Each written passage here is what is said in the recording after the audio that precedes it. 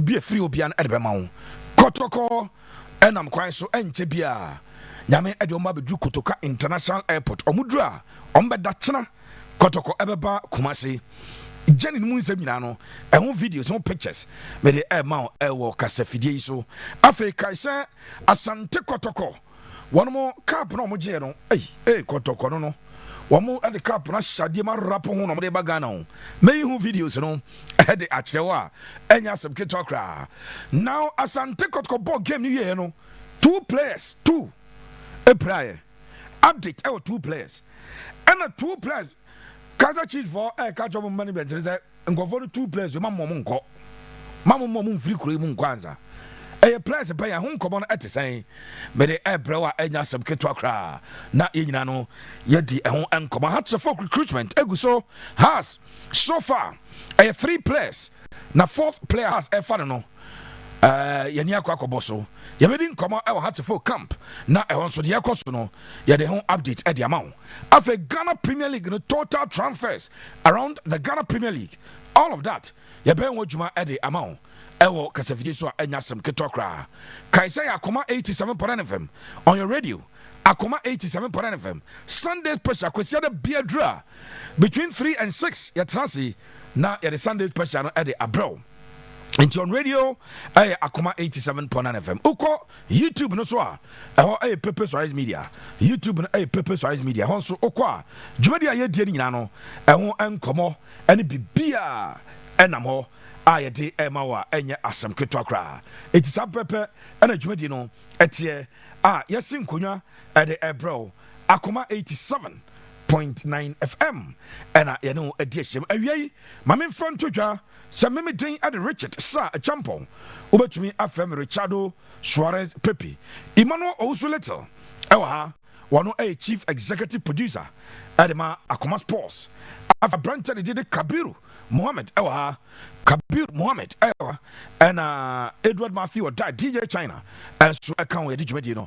At the Ebra Makatos Yakwa Manasua. You could think of our Deban, South Africa Deban. Eho, and Yane Akumia Messiah.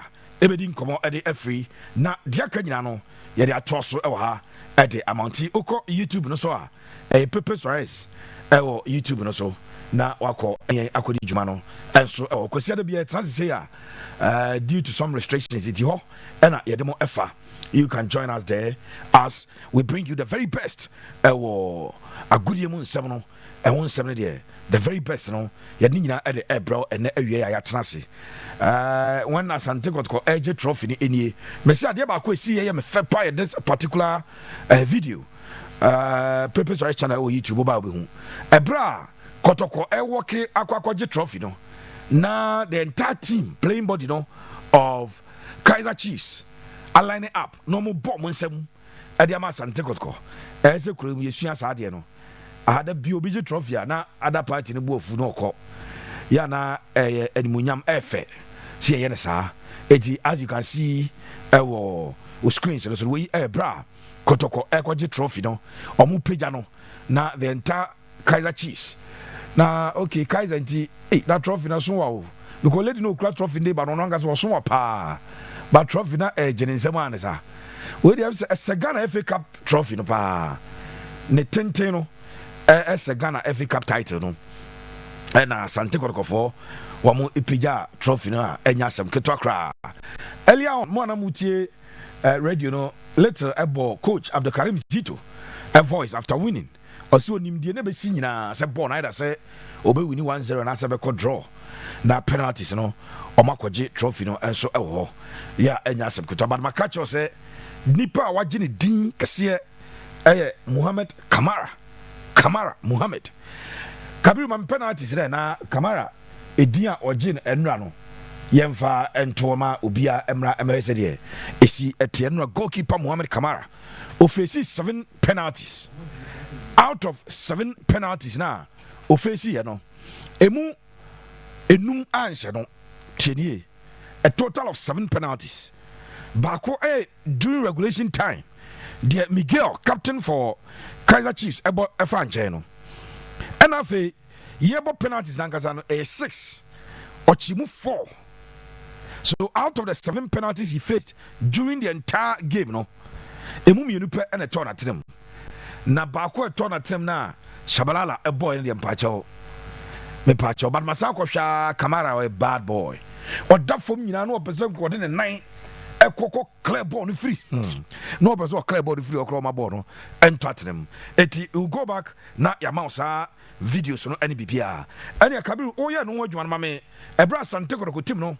Ewo the Kinsaka airport, ewo Durban, and a pay, and an pay.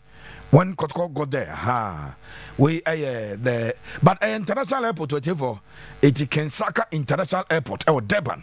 Only say any major route most international airlines apply. So most international airlines apply that route. Normally remember Joburg now connected at the Oko. So the Kinsaka International Airport now Osha Airport anopay and a crop ya Asante Kotoko ekodru ye ya no mo preparations na fe onom afri o ade akọ Johannesburg na neoma akoyi ade amom.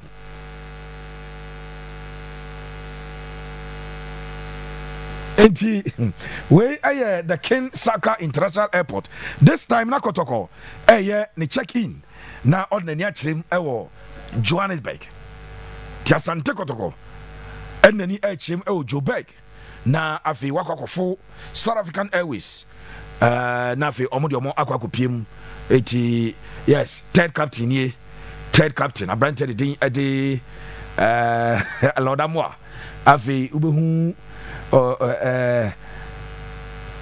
team manager stand in team manager Emo from Pong and was say yellow no and afi mo se Patrick Esidu atoa no so imono entry and wa born a fanboy entry de bia one nam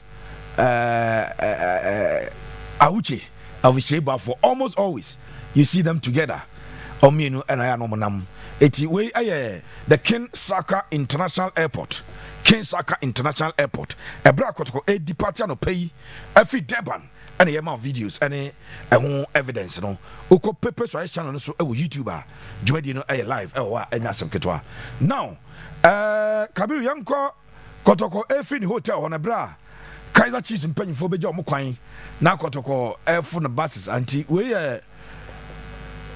TM no yes there be a equipment officer Isamadu and na Kotoko ni mo de call the equipment on the and the danabam ti Kotoko equipment o mo de call you know omo balls omo jerseys omo hose the friend stockings you know and then mo de call nyina and man say TM a pushy and so at the econo na say at this point in time na Kotoko getting ready na onum akopiem ya enya sebketwa na yemfantu say Kaiser Chiefs in penny for the South Africa for now invited Kotoko no enya sebketwa kra the treat was super good Kotoko administrative manager say nyoma bi okra omo anka so mbaye dia momo but omo ye at the bro their expectations and so yes we Asante Kotoko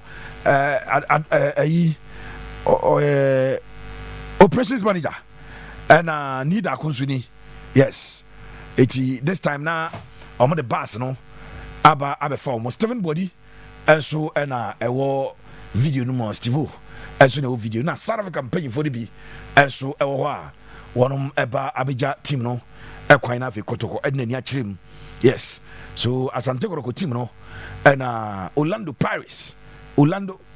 Kaiser Chiefs and pay my Orlando Paris Kaiser Chiefs for ebijom kwana na penkra and abo ne white ya sa a channel shop no ba cho say Kotoko eche we THB and eti mo na mo say as a boys na share bi no THB Kotoko kit manufacturers or kit sponsors no and IS ache no bi and share na penkra ko se wu ano eti sap pepe and eche at this time some blue cars na sisi on getting police detail omo de ma Kotoko nti omo na ba bia na Kotoko be ko bia omo ko South Africa no omo di omo nim e di omo ekọ eti the security detail of Asante Kotoko no mo yisu sa police cars blue and white nketwa bi na esisi on e doso pa Kotoko stadium Kotoko ko training Kotoko return ba bia omo ko e bia no omo anana edi omo nim edi omo ko edi omo eba eno ese de Asante Kotoko eboboa no ho edi free the airport eba ebepiem. The most important thing is Kotoko agi kruwa no tienie Kotoko agi kruwa no enti Toyota Cup no Kotoko ede eba earlier on no maji what do you call it omaji the President's Cup no maji the FA Cup, of course officially FA Cup no and a recognized trophy, but Kotoko agi na mpacha tefo mumra pepe so channel no so ma ha de sa blue bag ya rap hu we no a Toyota Cup no na ewo inside no Toyota Cup na Kotoko je no eno ma rap e was a blue bag we mu no, of course okay say Kaiser Chiefs e ba kroma no omo kofi kasiem omo komenhia ema opem so ka chom say the team no ba beje cup no dia ba mo kai opem so ka chom say we will come and beat you, we will come and leave the trophy there. Enti Kotoko arap trophy no fefe omo de ko omo de bagana me sure say omo ba e den a omo ebepe akwanya na omo de trophy no akwa kire kurowura timura opem so santehene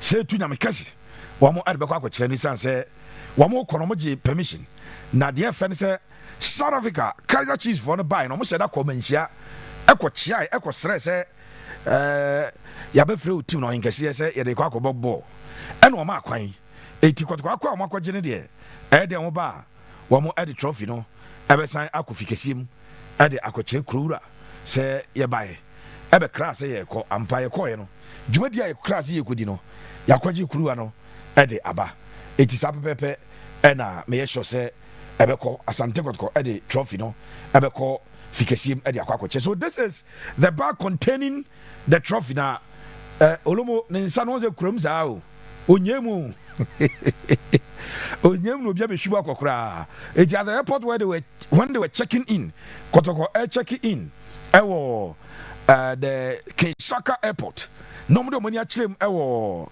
Johannesburg airport no ana team manager ekura bag nim dendende a omo ade trophy no blue ade na wrap ho anya sam keto akra.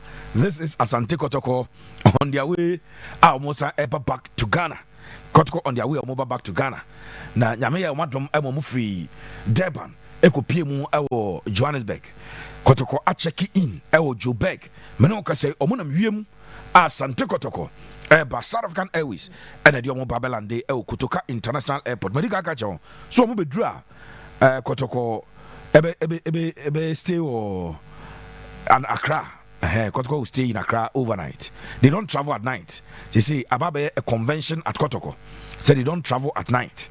If he say Kotoko inyasa accident no. Omo travel na jubim.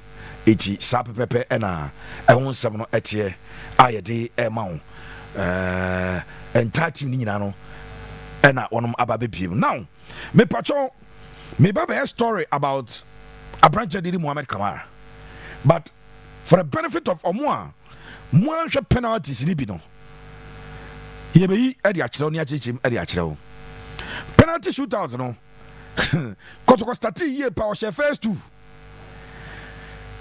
Kaiser Chiefs ball 2 no asha 1 and Kotoko be said the next 3 ni nyina surprisingly Kotoko Lordamo be say no Patrick Edu be say no captain Samba say no Kotoko say next 3 ni nyina, but luckily for Kotoko their goalkeeper was in an insane form enti ochichi penalty ni nyina e de mawo and Sana Johnson upon ebe ball no de atuma still Kamara Asante another kick from the South Africans. Can't get see Brighton media and there was a video where ye de emao eti can't get see Brighton media and there is a video we a de emao. Now ye be penalties na ye na mama exclusive stories na if South Africa eba me patcho hade enti South Africa for the ball first kick South Africa for the boy. So Kamara was beaten to this one. Kamara was beaten to this one. Nana Abujapanyi Ebuza question be. I just for bra Pepe Soares channel YouTube. Pepe Soares channel YouTube ba video na live. Na Abujapanyi Ebuza na Kamara yo mo bofa ne nsa ogina wa. Na o drive call ne left hand wa no ache no. Anangofon they still kept playing it there. So the first kick was taken very well, and he was beaten to it. Direction Krawenya. And Henry Ansu first kick the Asante Kotoko. Ansu first kick the Kotoko Eboshe. Second kick no. I branch the Lord Amoa. Lord Amoa. And Lord Amoa a kick in our no. Sorry, Abetamoa. Boniye pass. So at this point, now Kotoko Ashebienu. Ama Kaiser Chiefs Ashabako. So Kotoko Ashebienu Kaiser Ashabako. Then the next play of Obama Kotoko no. Aye Lord Amoa. Lord Amoa so aye idea to keep an to but no keeper in your direction, but the ball was not on target. In penalty shootout, the most important thing is that your shot should be on target. Oh, but penalty, your shot must be on target because keeper be on team far, but one hit target. But this was the best kick of the day from Shabalala. This was the best kick on the day from Shabalala. But I will explain something to you here. Asante Kotoko goalkeeper no. Master boy no eba penalty ndi ani brace oba che penalty ne pa wo de ha de ebra Shabalala ebo ball no penenka and omane kosoro kakra obo penenka de kosoro kakra o dive ye no he left his leg and still tried ne nan wo de kosoro pass ko de bobo no mu o jane nan ne kosoro anko pese o de bobo no efri ho but of course na Bono headed towards the back of the net. But I just want you to appreciate this particular image. Kabiru Adiatosono. Oh, you the goalkeeper. Nani brace or bachi penalty no. Who tried any break pass a Bono or person chino. She be a Bono doing 9 baby Jana. No person the bobo, but Shabalala at the Bono at Tottenham. As I've been a pressure Yabako to go so. I had a particular do. And Patrick.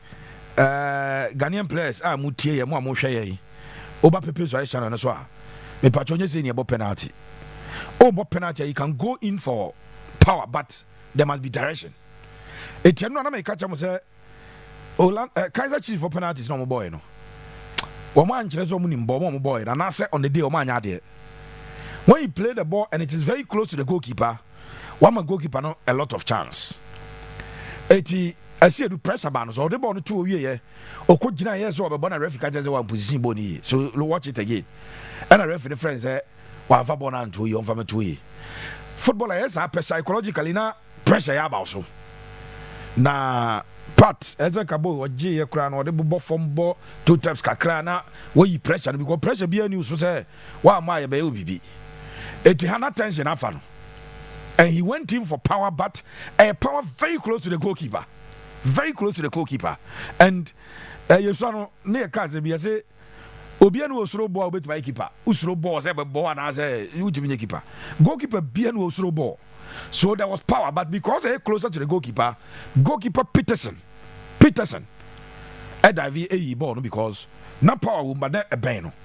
And so goalkeepers normally will love that. Every goalkeeper will love this. And or told one now. Or the ball. South Africa team, Kaiser Chiefs still had the opportunity to go ahead because at this point, Kotoko Asemi, a branch of the team, and the Lord Amwabaseno, particularly Baseno. So it was an opportunity for them to shoot into the lead during the shootout. Once again, goalkeeper Kamara. And where the branch of this HAG direction, who said they're not chilling in an Omobofa, the left hand, when you play on the shootout on the right, and still, or dive Echebon. So, I can't say some Bababe Tekili Diama Kotoko. Kotoko, I say, you know that. So, this was the fifth kick, mandatory 5, no? The fifth kick, Anna Ebony, and Captain Samba Ndongani O'Neill could not score from the 12 yards when Timmy Fabon and Tottenham. Keeper ni Pierre Papa and goalkeeper no had undue advantage of the situation, and the referee should have ordered a retake. Next, the referee ordered retake because goalkeeper no undue advantage but bia we pia beduru linesman ejina ho clearly na ensese omo ema ball no estande on say upie na ball no hye wa hye but ansha ni ama player no opportunity so omo no foforo sana say but referee no after Kamara complaining some be complaining bi referee and assistant re kan wadwene pamwa ma hu de no mo ye ma hu Kamara say assistant referee ko catch referee say ball as a ball foforo but the referee decided to say no we should continue and at this point in time for penalties at this point in time samba say no South Africa player no boss ya enka Kaiser Chiefs AJ Cup no that is how close Kotoko were to losing the cup at this point na Kotoko about 5 was 2 was 3 na Kaiser Chiefs about 4 was 2 was 2 so if Kaiser Chiefs had scored enka onum AJ Kruwa no Kaiser eshe ya nkomo jikruwa no but Mohamed Kamara after complaining bitterly referee no amfi no eka che mranche say obi ankara koma into the yam obi ankara koma into the yam and this is where he came to save Kotoko once again and no there me sure say minima de kra go to mean save go be save a Titanic no kwara no ma e go save ship no and no there say na Titanic na Nga Kamara EBCV ship but or a very very very bad boy intelligent player when it comes to penalties or the pressure to referee so or the be two assistant referee so or the two player no ball so or no akwache ball referee ko dapo num or ha dwere kakra o abraje ha dwere papa and ohunu na we sama ball we so amoboni and na me ka say big girl amobi say captain e ko boss abo we no.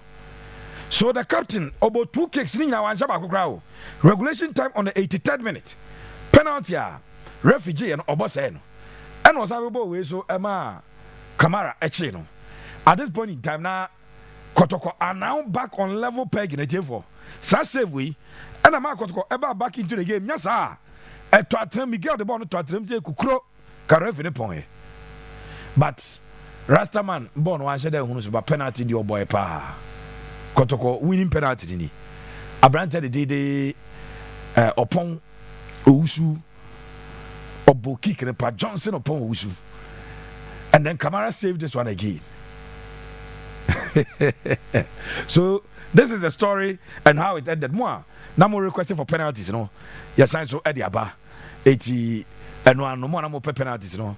And yet abano meba abaye exclusive ni na Eddie Ama. So this is how Asante Kotoko won the Toyota Cup 2025.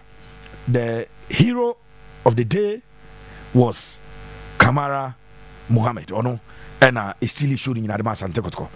Ade Kofi Frank was say, Pepe. Thanks to the fabulous boys for making us happy yesterday.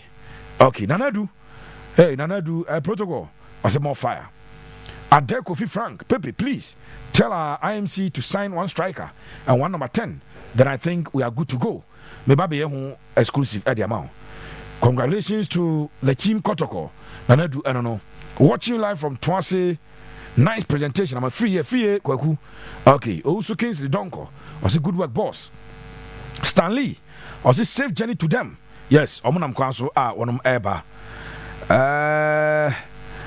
Meta Emperor. I say Pepe. Some of you told us that Kotoko was going to spend about 20 days in South Africa after the game. So what changed? Okay.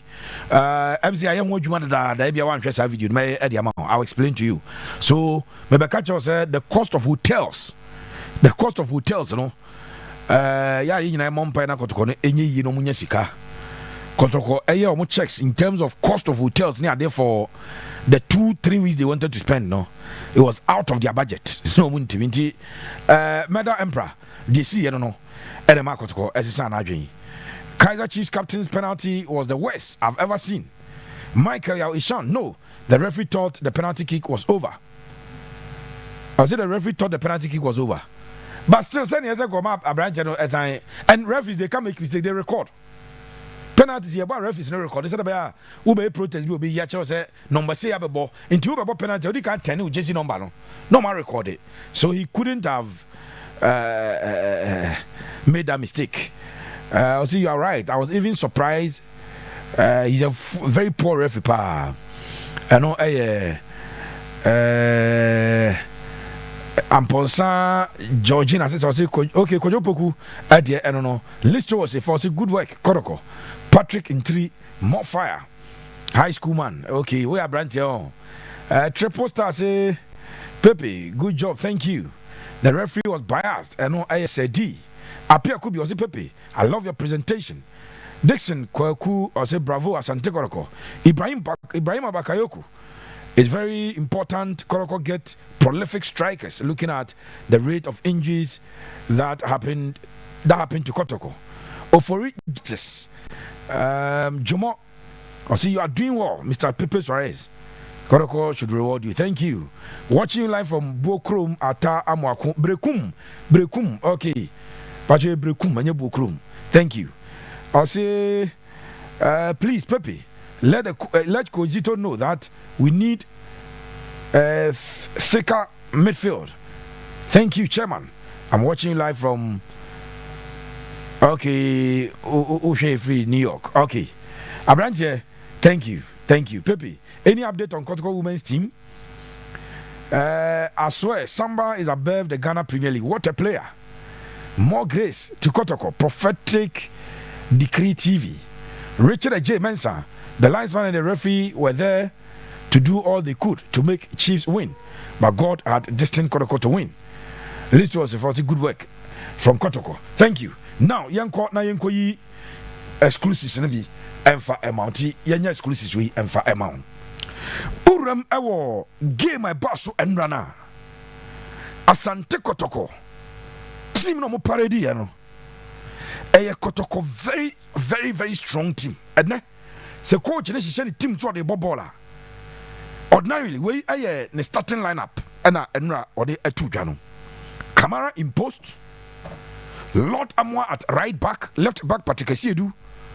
Samba and Ansu. Question marks about Ansu, obviously. It says Zakaria Fuseni. The one who may play that position. Zakaria may play that position. Zakaria was on hand. No bench, so but Ansu ever boy. Ura Medona. Lord Hilary Adabo. And Lord. The first game for Kotoko ne yine kakra. Benab no ba we dey na first friendly competitive game, friendly competitive. Benab dey friendly. Now we are friendly competitive. Now branch the thing the Lord Hilaria double. E wo mfimfi ho.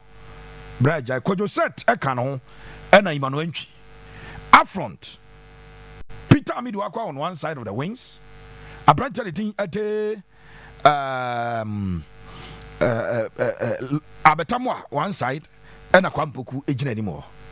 Me pacho shade pa Ebra Kotoko parody both Abetamwa and Kwame Pukuno on the bench.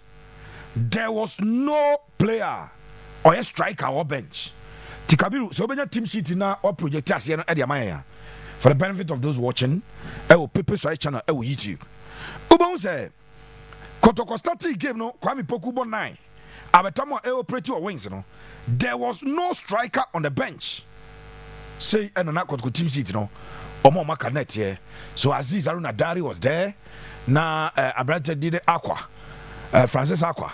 Afi Zakaria Fuseni. Dauda Saka. Shaibu Abubakar. Inusa Adams. Then there was Joseph Amwa. No more Sifa. Yes. Our bench, Michael Sifa, our bench. Any Johnson upon then Nakotoko, our Hubeju, our bench, and the other goalkeeper. Eti Saushumpa, Aziz, Benjamin Chum, Babayaya, Joseph Amwa, Michael Sifa, Johnson upon Hubeju, Zakaria Fuseni, Saka Dauda, Shaibu, Abubakar. Francis Aqua, Inusa, and Philip Amo. All the 13 players on the bench, Obieno a striker.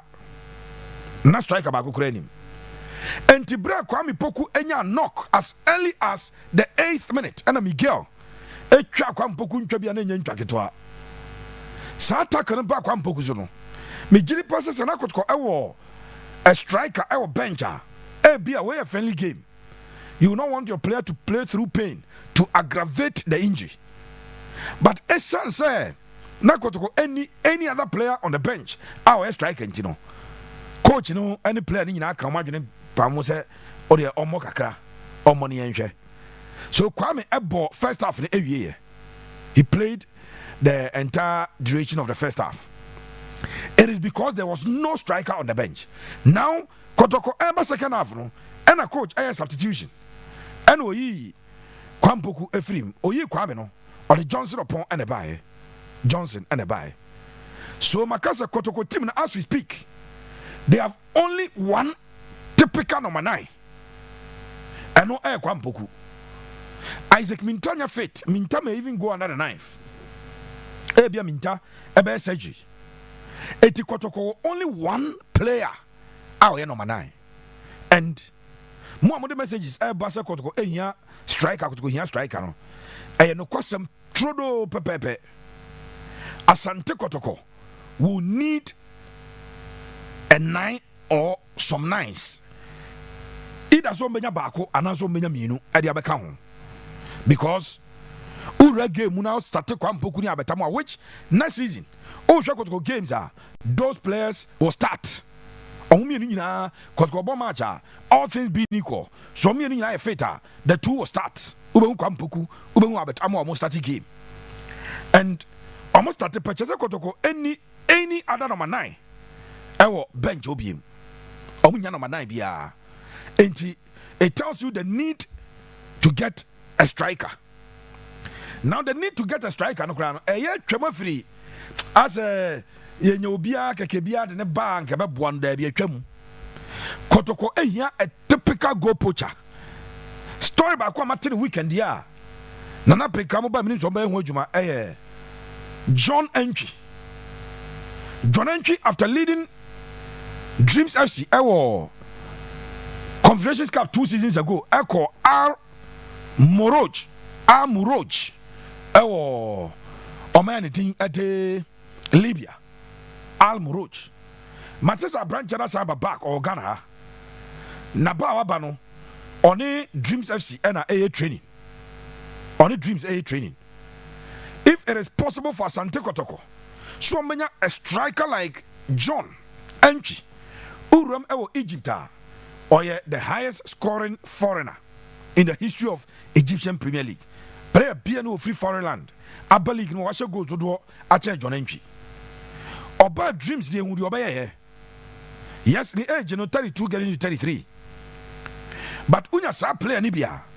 Buanya Sadia Kotoko must get a sharp striker from the African continent, from wherever Umbenyano, they need a striker. And I branched the thing at a John Entry. Matisa John Entry. And come on, Sanso and a Matisse. A man tell me no, Omobaye trials Kakrabi. And Sana Kotoko Ebekono, Ombe Charles Kakra. I branched the thing at the Prince of Pokwajima, Abedi, Ebe trials with Kotoko. Abedi, any Abubakar Shaibu. And answer Abubakar Seidu. As I say, Kotoko Shaibu, no, no, right back, no. Abubakar Seidu. Na met media to just Seidu. Kakra, Obeye, and answer them paying for the home. Kotoko Eko ye, or that's so any youth team na aye training. Mijiri ye say, a branch of the Ade Shaibu. And I say, Seidu Abubakar. Any abedin is some penny for a shop of fitness there, ya. But Ubenya John Entry, dia, bra. And Ebebwa, especially over the African campaign, Nakotoko, Ebekono.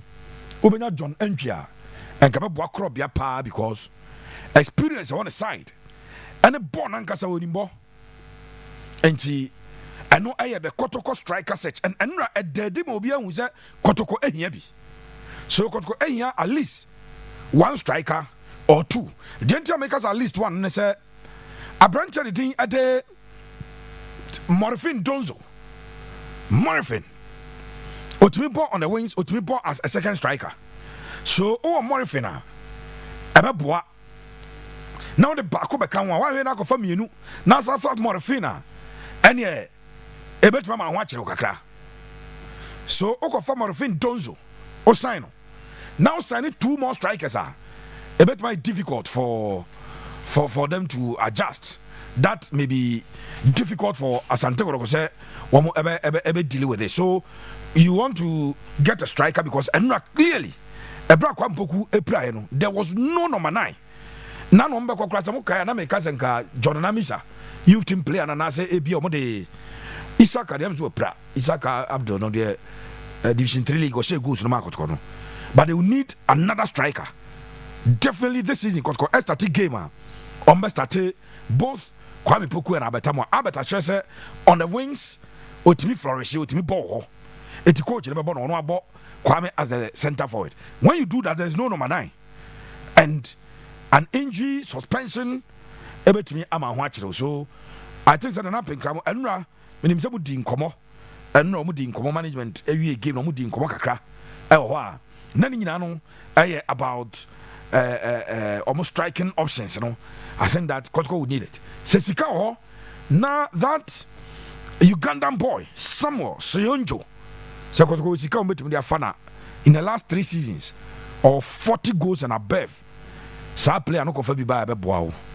If Kotoko e was come with their prosecutors our campaign na Ebeboa. Na Kotoko to me Edna, but so another game no Kwame's injury. Emma, you say Kotoko, ebe here number 9, Edna Abba. Mammy found just a Kwame Poku per checks, yeah. HS and a nam ponosona. Miguel captain a boss 8th minute now. Emma Kwame, Echo Pain Mukakrano. But checks now in HS even during the game Nicholas and Kotoko medical team no. One more 8 treated on the eyes be to so anti. And possess her and none of pay Kwame. It's ya some busan what he pains. No, said there be on babies. When they come, further checks will be done by the medical team. Now, ya share Kwame Poku going forward in the fitness level. So, Kwame Poku, Enra no, and no any planasem. Enra, Emmanuel Suprai. Entry, na entry, no, carry forward. Yeah, you question Kotoko Benab, no, Hena Kabiru. Kotoko Benab. So I could channel manage in so good it went man to us. And of course, in fact, Monday morning, Kotoko last time we were training, Ghana, na Monday morning, Dakuja, and Sana, and you remember Quacrano. Emmanuel Chanya training, Monday morning, I was there. He did not train. Elvis Cheba, for instance, Monday morning, he did not train. But Omuna Echo trip maybe. He might know. And so I'm fun to just say, ono so sa ye ne namposo ne anchor na from season chance last season ambaka ya okọ Black Stars buy no and as injury no buy etimaka at a point kwana on shada mobi under prosper euma na ya declare so unavailable or your treatment season ya baba wie na ne ho to no buy ebe boss some of the games and it justify na bi mu bebre adwom zo Emmanuel Ntwibo na so called am ka je so munya botre. But the last few games, especially the FA Cup final, bra, Ima Hebem no Bechere, ever Bob Panano President's Cup, no, oh boy. But a nagging injury as a at the chrono hall. But the last time when I spoke to authorities, almost say it doesn't require surgery, it requires time and treatment. Na healing. It's a hodon and a sign by so Emmanuel Ediano. Mammy Fan to just say, and yadia. Imadiano so pretending Casibia and yet pretending Casibian so Yadiano so at the air tuja at the Amayan a chief for any I have so Imanoentry and so and ante normally Nadia Yamano Bibiana so be cremu Kwame Poku and ante normally Ubian cremu and Omoba.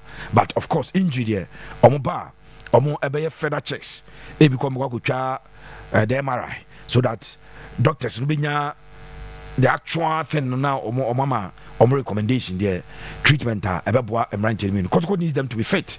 Kotoko anytime baby sa makacha mo say Kotoko any invitation so mo enko Rwanda any AS Kigali enkobo Kotoko invitation so we call AS Kigali akwakobo, but I don't know if management ever accept it because they need time to also prepare the team and not clearly Kotoko fitness ɛwɔ form Asante Kotoko fitness ɛwɔ form papa eti game ne chance your first 20 minutes I say Paris ni bi pim na no mo da form no ɛyɛ fitness and ɛwɔ form the first 20 minutes of the game na Kotoko fitness ne nyɛ and it is something management coach na hu 2 seasons ni Kotoko ɛnyɛ pure physical ɔmo bi mokaya last season Democracy Cup and the Kotoko back and on by kakra and on no call Elmina and on a ball working kwa a drew Bressa Asante Kotoko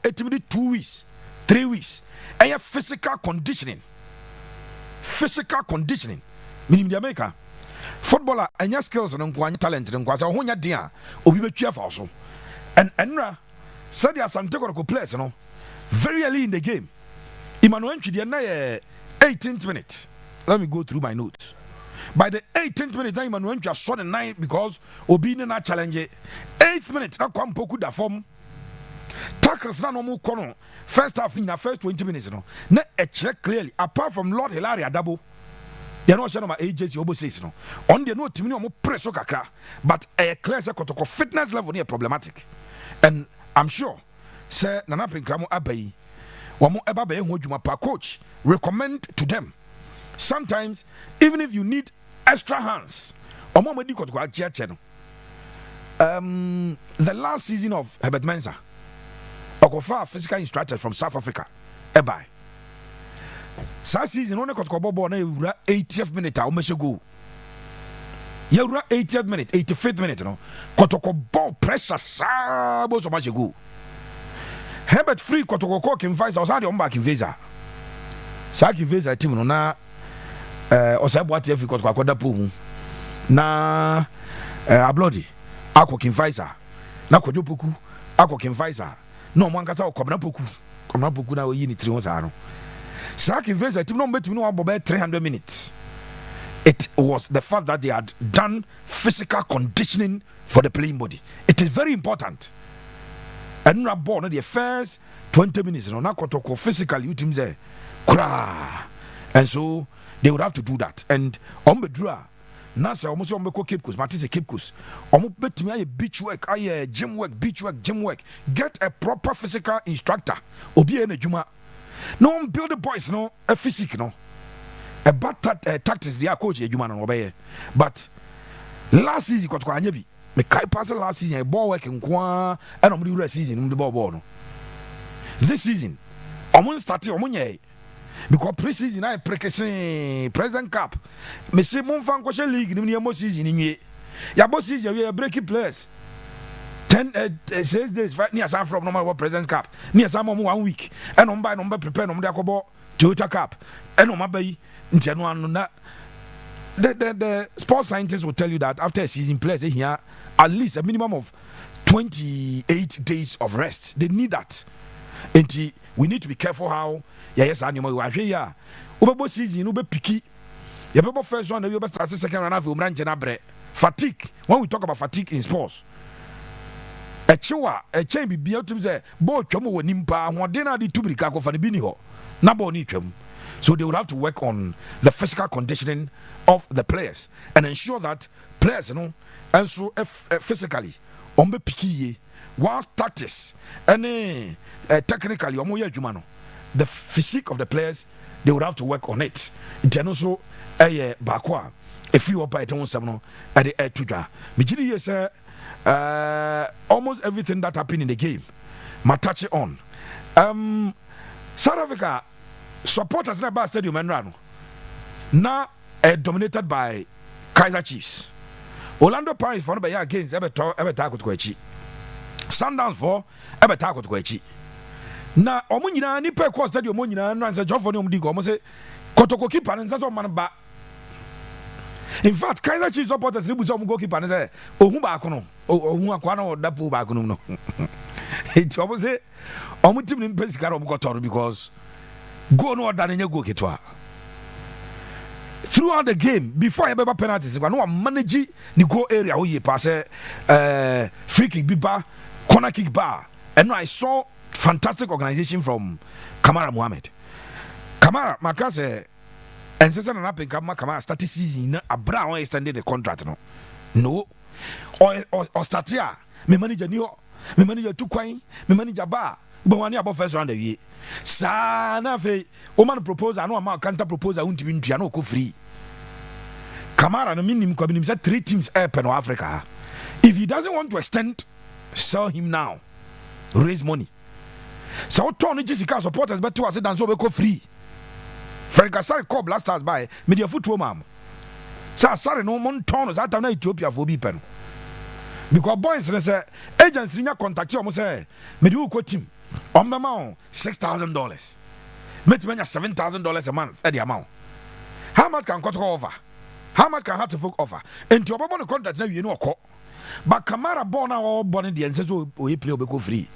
And before the start of the season, minimum say Kotoko be do Wednesday and up in Kramo afternoon meeting. When you push him and he doesn't want to sign, quickly Montono. Unya 150,000 to unya 100,000 kra offer free. It is better to get money than obeda 1 year no go free. That be yanya sa. More money madam go free sa. Say kra Balora a free agent. Tis Balora and na mokwa. Asem we say 1 month na let us start can once a. If the boy doesn't want to extend, don't lose him. Sell him, make money. 100,000 is like $100,000 is a 1 million Ghana cedis. So a little over 1 million Ghana cedis, about over 10 billion. When you have that money, also bet to goalkeeper. No one lose no kwa. Me say boys no, only on best stress, on best sign.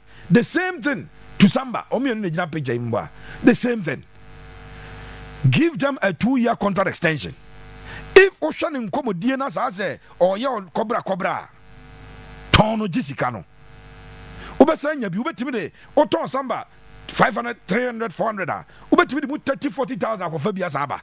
Now that's all a top player all but the mount because you're born in Sika compared to even Ethiopia, Rwanda. They are paying bigger than us. So the boys want to go and agents from direct Africa them say FIFA mrani bi nyadwuma ha. Abrochire be bia no betuma go for be player without the consent of the club. I had here. Omo Fred direct. No I offer no. Fred Kasari nya $5,000 a month no. Enya no. At the time Asari market ko counter proposal. Next cano so no. Still na nru 5,000 and 5,000 no the first 50,000 Ghana cedis a month. So when he tells you he wants 150,000 or pay 15,000 I say 20,000. Onim say one unya but the nice bibi so. But bro call or call blaster buy no na Kotoko yes say he's up for sale. Kabenya team be about 200,000 amount. No one moka. These are things we ought to do so that we don't lose these players. Na yenya no enkakra krasa so ewa enya asem ketwa.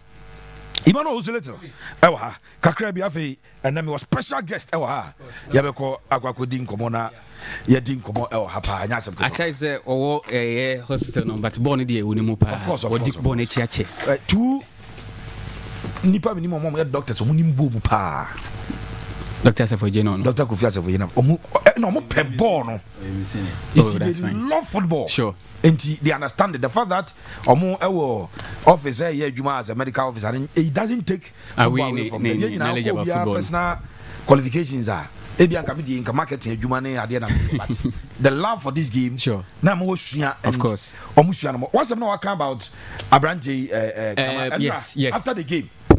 Kaiser Chiefs supporters they say Omanentra. Orlando Paris supporters and Babe Boni. I'm also equally. Oh yeah, they tell keeper. Sundowns of Fonezo, Obetma tell keeper nechi. Sure. Intino Obiachra, a goalkeeper about 7 penalties, 80 and you pressure there. And this season, the goals were considered Kotoko. Yes, and goalkeepers said Obia most of the times the entire tour more boarding. Yeah, and he now can 100,000, no $150,000, no $200,000, and no credit Emma. this is goalkeeper. I want a lot of videos about him. They are selling to agents. I'm on a tournament. So I am just extend the contract now. For me and think on yes, sir, force on tono. If only player are willing to extend his contract, there are a lot of incidents, a lot of examples. SEC or Kotoko goalkeeping moi. I'm not ton and as a goalkeepers now Kotoko enyashi in yes, a lot of them and I Kotoko enyashi a can't one of a balera crowd alone. Yeah. It drew time. There's a mutual none contract. Nina can't my bonnie as a bosunya kitchen near the amount winning bonus. Kotoko and benefiting free goalkeepers no on Excel club no. This is goalkeeper outside the borders of Ghana, Wakwako South Africa, against not just any team. We're the most successful club ever South Africa, Kaiser Chiefs. And what does 6 penalties and watching Marco 3. Fancy 4 or not 3 and Bako Fanching.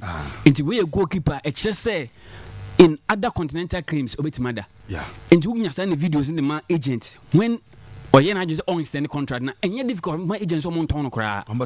Very easy because or demo de team outside baby or you're comfortable baby or a baba can hear because I behind Kotoko supporting sin or yes side but we against us baby on a white park in your macro but yes still a place and a very intimidating but ultimate demo Kotoko near Diana.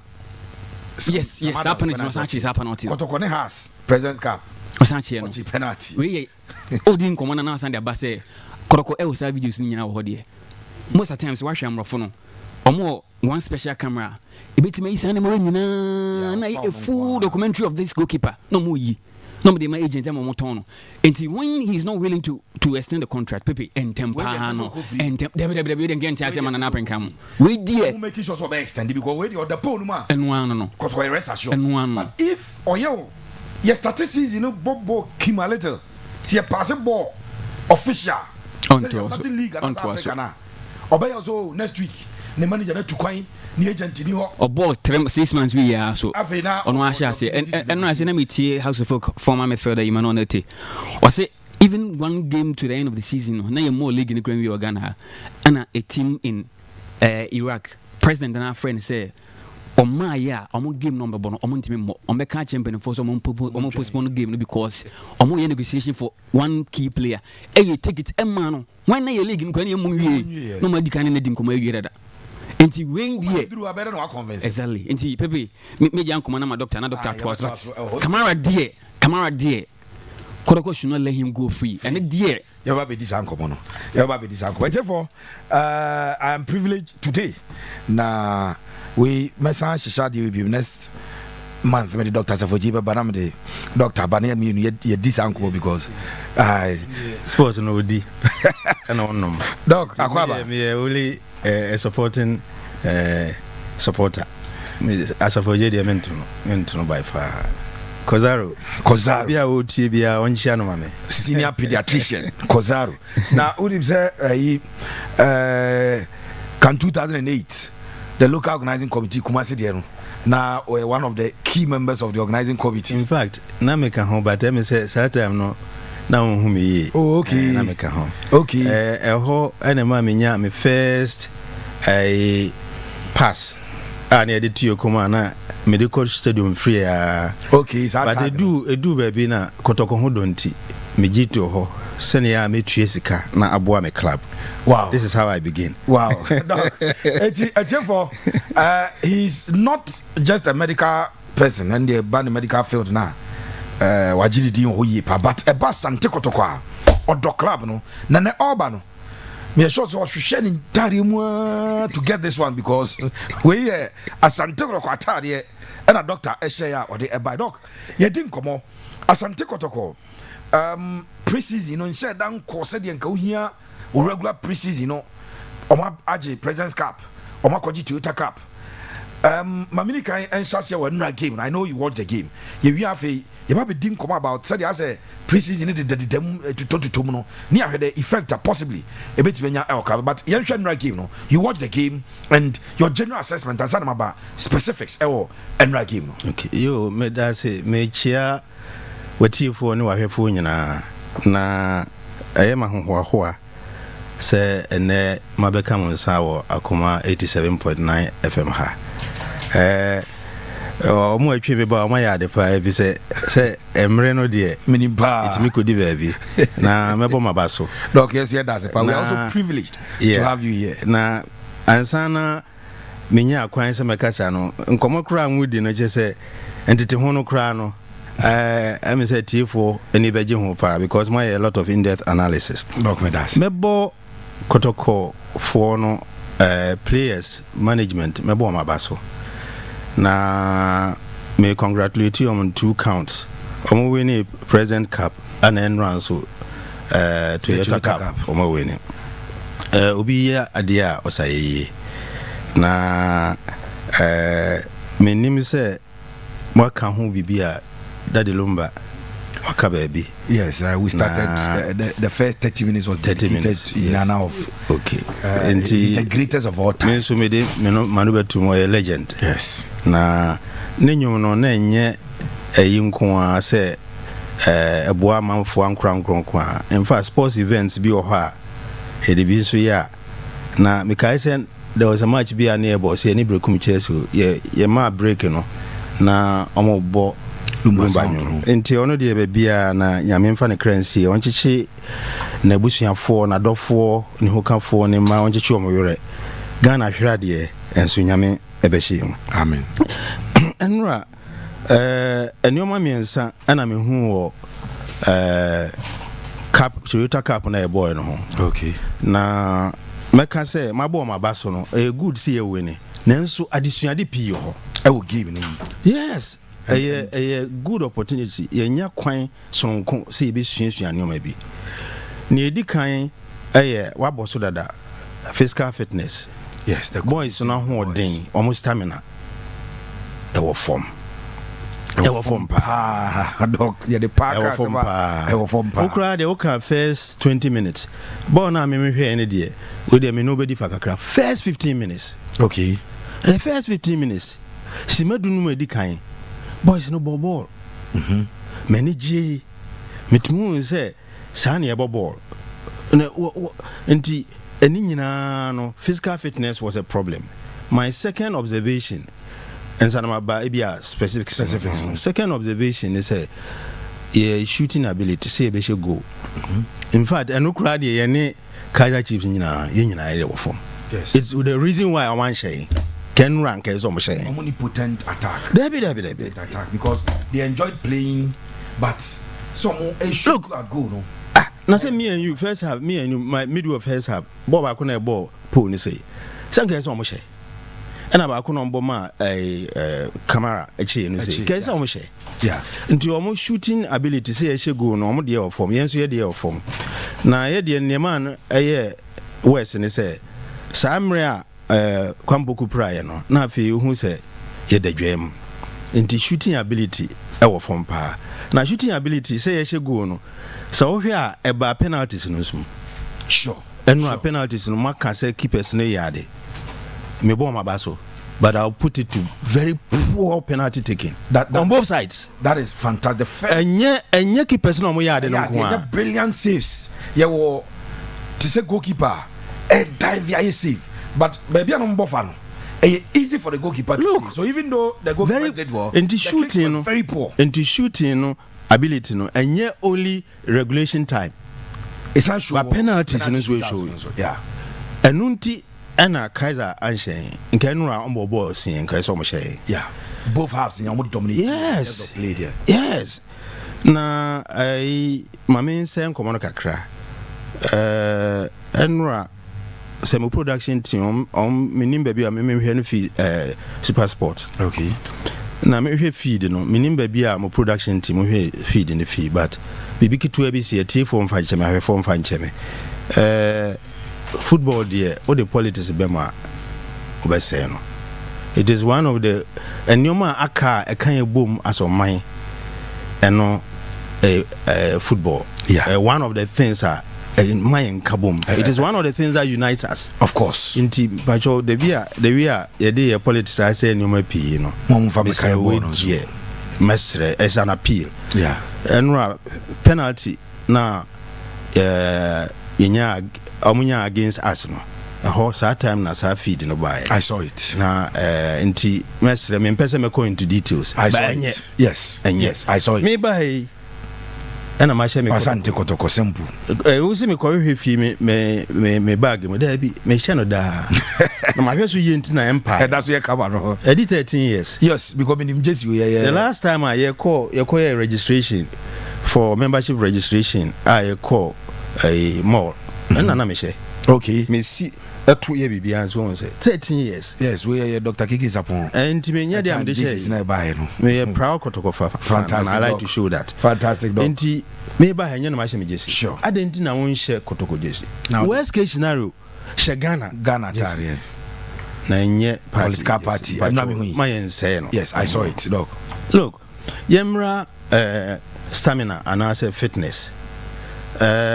And when I started game the first 15 minutes, Simadu no di kan manage.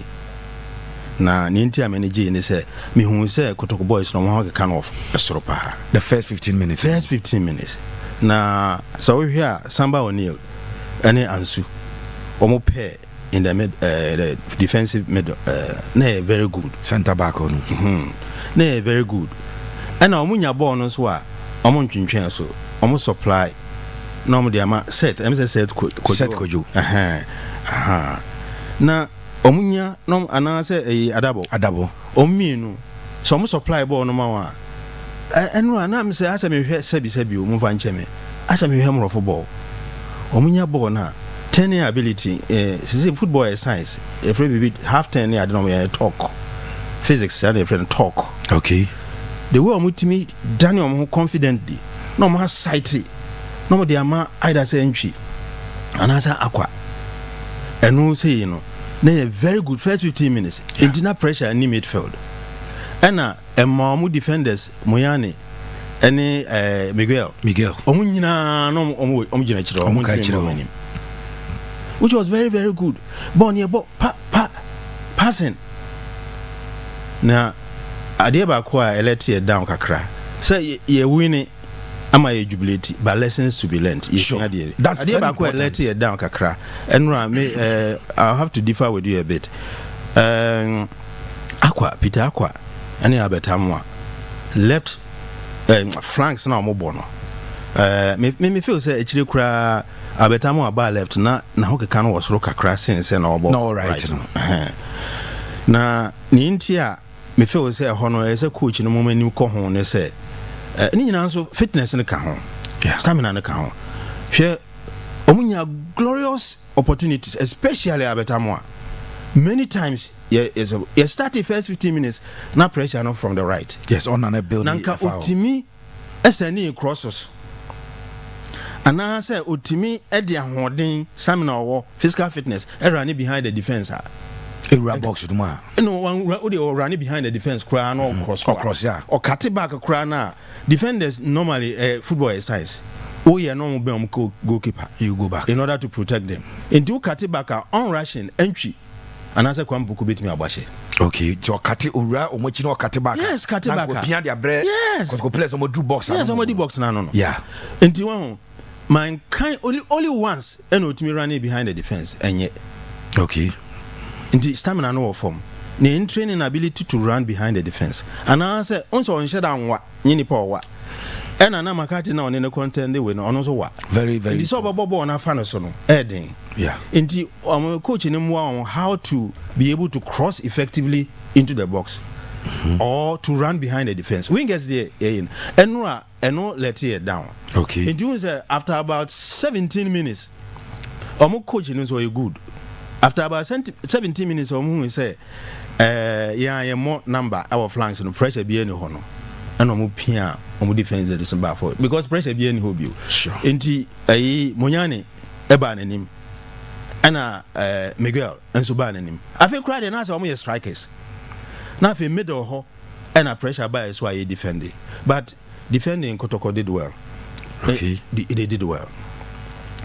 Because second half no pa from 81st minute senye defending and conversion na me say Samba na or come yakasa akoma yes he was organizing the back line encouraging them and making time Cameron so yade inti after from 81 minutes Satana Patrick Esidwe pra.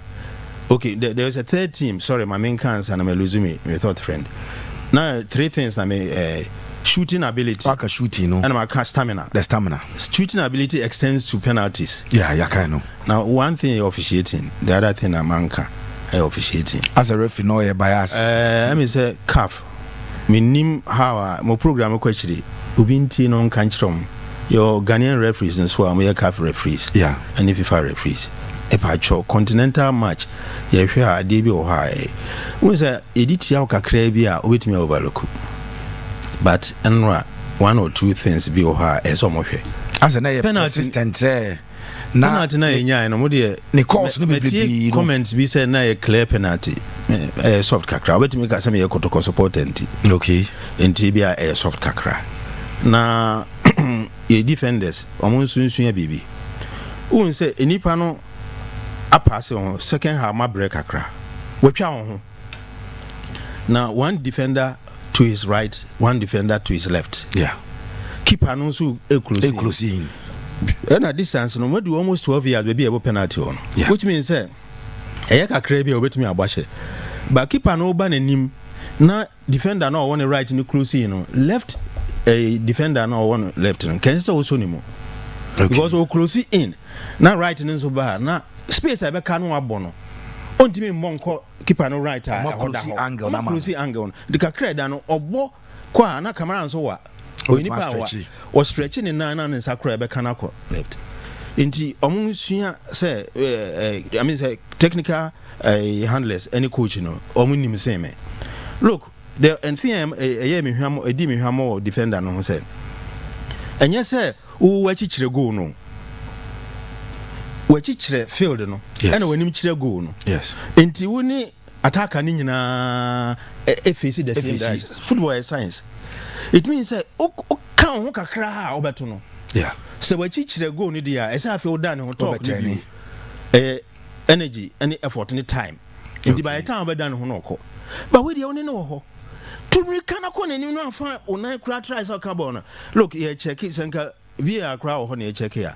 onai carbon na they would think twice about the penalty. Yes, once you touch and na osan stretching in so sign ko can na me ka say it in san osan de can what was it when in FAC the pole yeah pick up pace 1-2 per defender of right no so ba Muhammad Kamara Asante ba nanim don't hold it was the angle was tight it was reckless and control of the ball video no mon kan kire once I will face go no by science football as a science no increase your pace kakra what bread here but to me come minu miensa na yes say do na ka ball na onko from cry nya fa what touch ball no first yes. And docs okay Kotoko ni aduana wo babara he committed the same error koso aduana stars player why do that and a referee penalty and unse enra na me kan officiating ojan ho to from ayaje penalty amano eho enema sa political you know by it was so unfair but we can say now another point of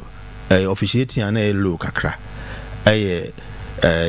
let me say a fourth penalty almost fourth penalty fourth penalty can you do us the honors my video na doc van kana say na too glaring the way a movie off the line no a movie off the line more than a step forward obanimu ewie no otu or it's just about a pace otu so doc this is the action o freeze and one who say ye more ball no crowd ye nya more ball and then the two legs already off the line and the assistant referee is there and in penalty situation assistant referee na juma oh ya no ujina 12 less than 12 yard box referee assistant referee na juma ne say oba keeper ne nine say move your free line no so as a free so o two feet so no ewie no hwe afi na e be ball no enti angle na narrow side there very narrow and owa Peterson wa yeah.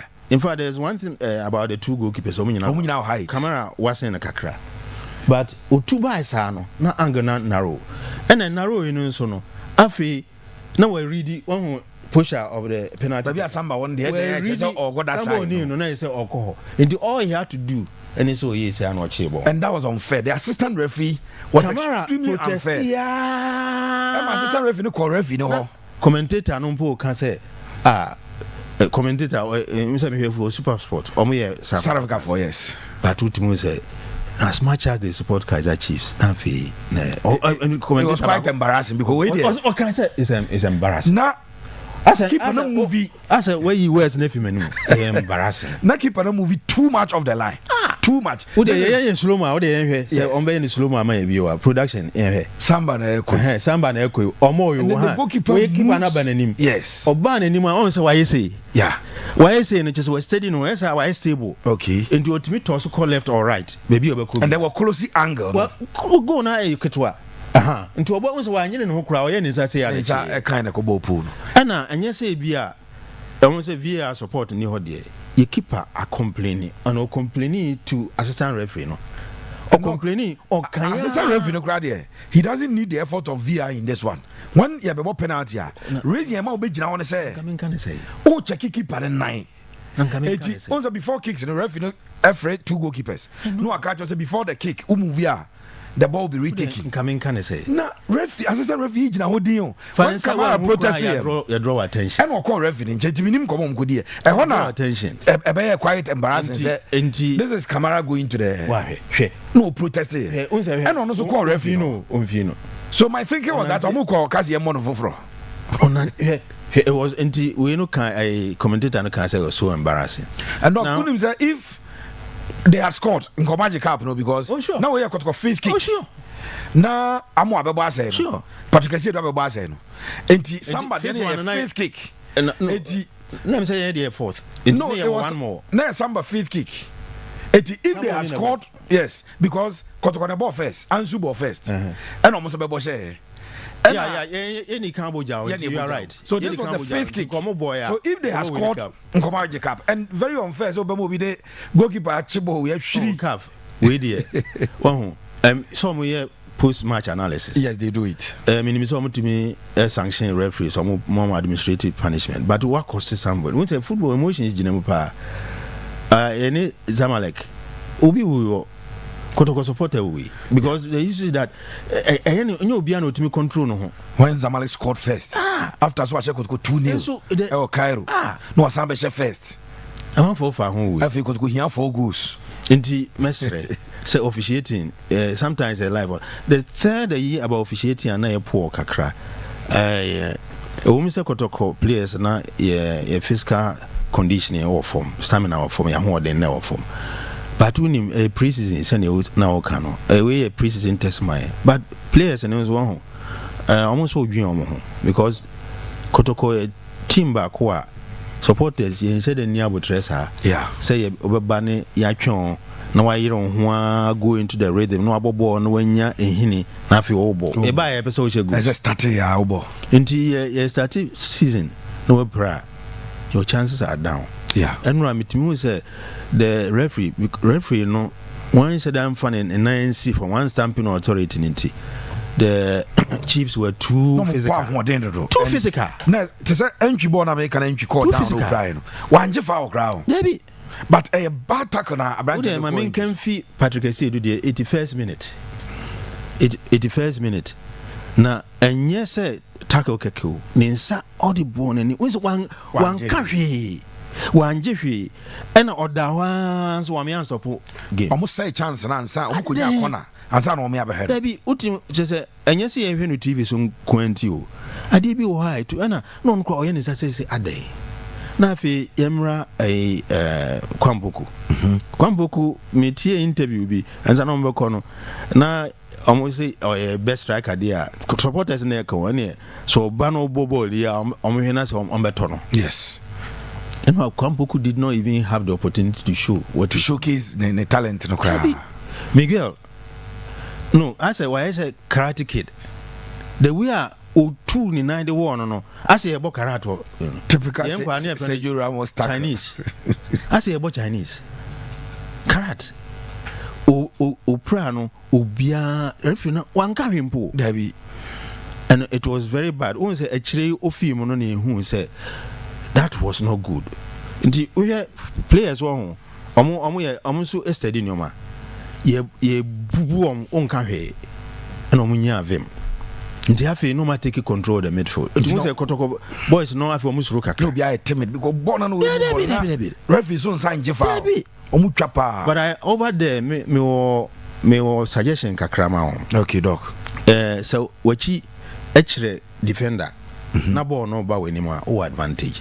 Okay. Em so we the omu nim nyem kra no meka kire wo wachi chre defender wo face wa wo go ena defender no ewo wachi ena wo ball no ba o advantage enye ne normal thing no fauna mienu trap ball no na puto yeah opiawa onya foul Jordan, are you type of football? but unim we no we are unim say a normal officiating and can say ajifa no top oye ya no atop from men top from that time ya no omenhu say afi de ehwe enyi we twa pa ansa and they won twa kran the way we piano we top from violently okay we dey on twa because normally we push you ojina we chi no push into your legs ni say no puto now shepherd ball no now faru hodin kakra bem we den a be too glare afi o piano top from o charge on use will be able but yeah nipa miensan ye ansu ye bi we adabon so ye bi na set kojo no so ye bi ya emfion kwampoku de oye 1-2 hu se emfi no fa na dwen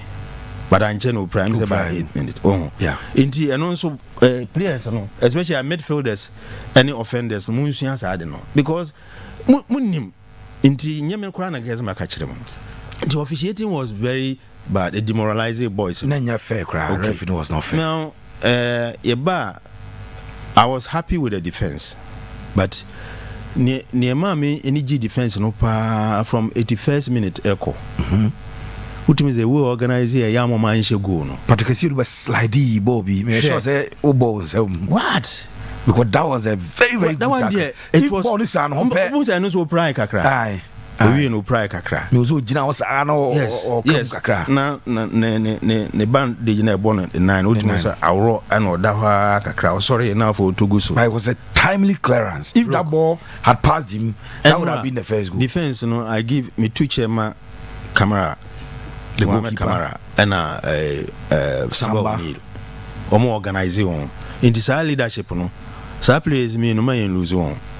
Yen here where they keep on because they've shown some more leadership. Almost sign 1 year, no 2 years. Yeah, more. And no more 1 year. It is possible. After all, this say you started here, Ibima. Do you say you me Kotoko mo Ibima? Okay, say Ibima be Kotoka still apa. Me kaini na. Me miska o. Ibima no. Eddie Ibima for Alexa Samama Kwekwe. Alexa Samama from Goldfields. But we didn't patch Chastela from her. Chastela rivals. GF no fine Kotoko 80 million for inducement. Obey training. Or my crown seller or no has player. Yes. Or no send a contract who almost that time not professionalism and was the contract who almost here. So Charles was staying at Asada House. Kesbin Hotel. Yeah. And we here training back. Then we here training and has a protest Kotoko inducible player. And the player na GF fine Kotoko at 80 million. Wow. Na bant my henny. Wow. Semester and a Kotoko chairman. No see ye bima.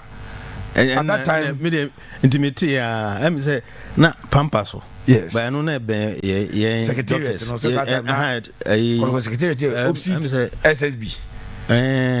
Microfinance be or is it good link Anna? Nego link.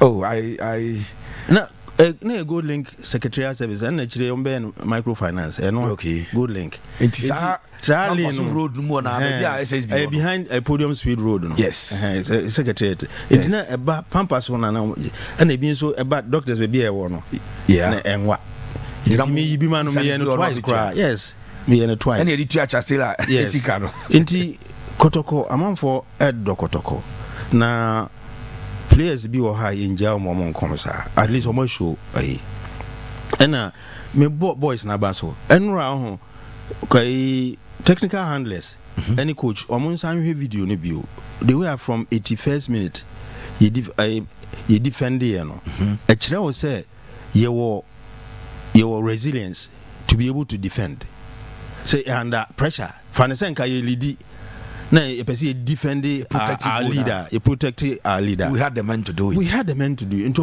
omo and how they were able to do it, and they should maintain it or even improve. Doc, Mami Musao. So apart from the Nyoma I see our mind in the Nyoma I said I jotted down here doing come positives in the game. International friendly. Most of these boys, first time come on full flight for international travel. Say yes, Bonotofa and Faswak was a trip winning game we won. The positives from this particular game. I think I will take one thing, Brandon. Okay. Brandon. Okay. Exposure. Oh, na Brandon say, say. Ya pamuntade ahye won na say ya corporate sponsor, it goes beyond that. Okay.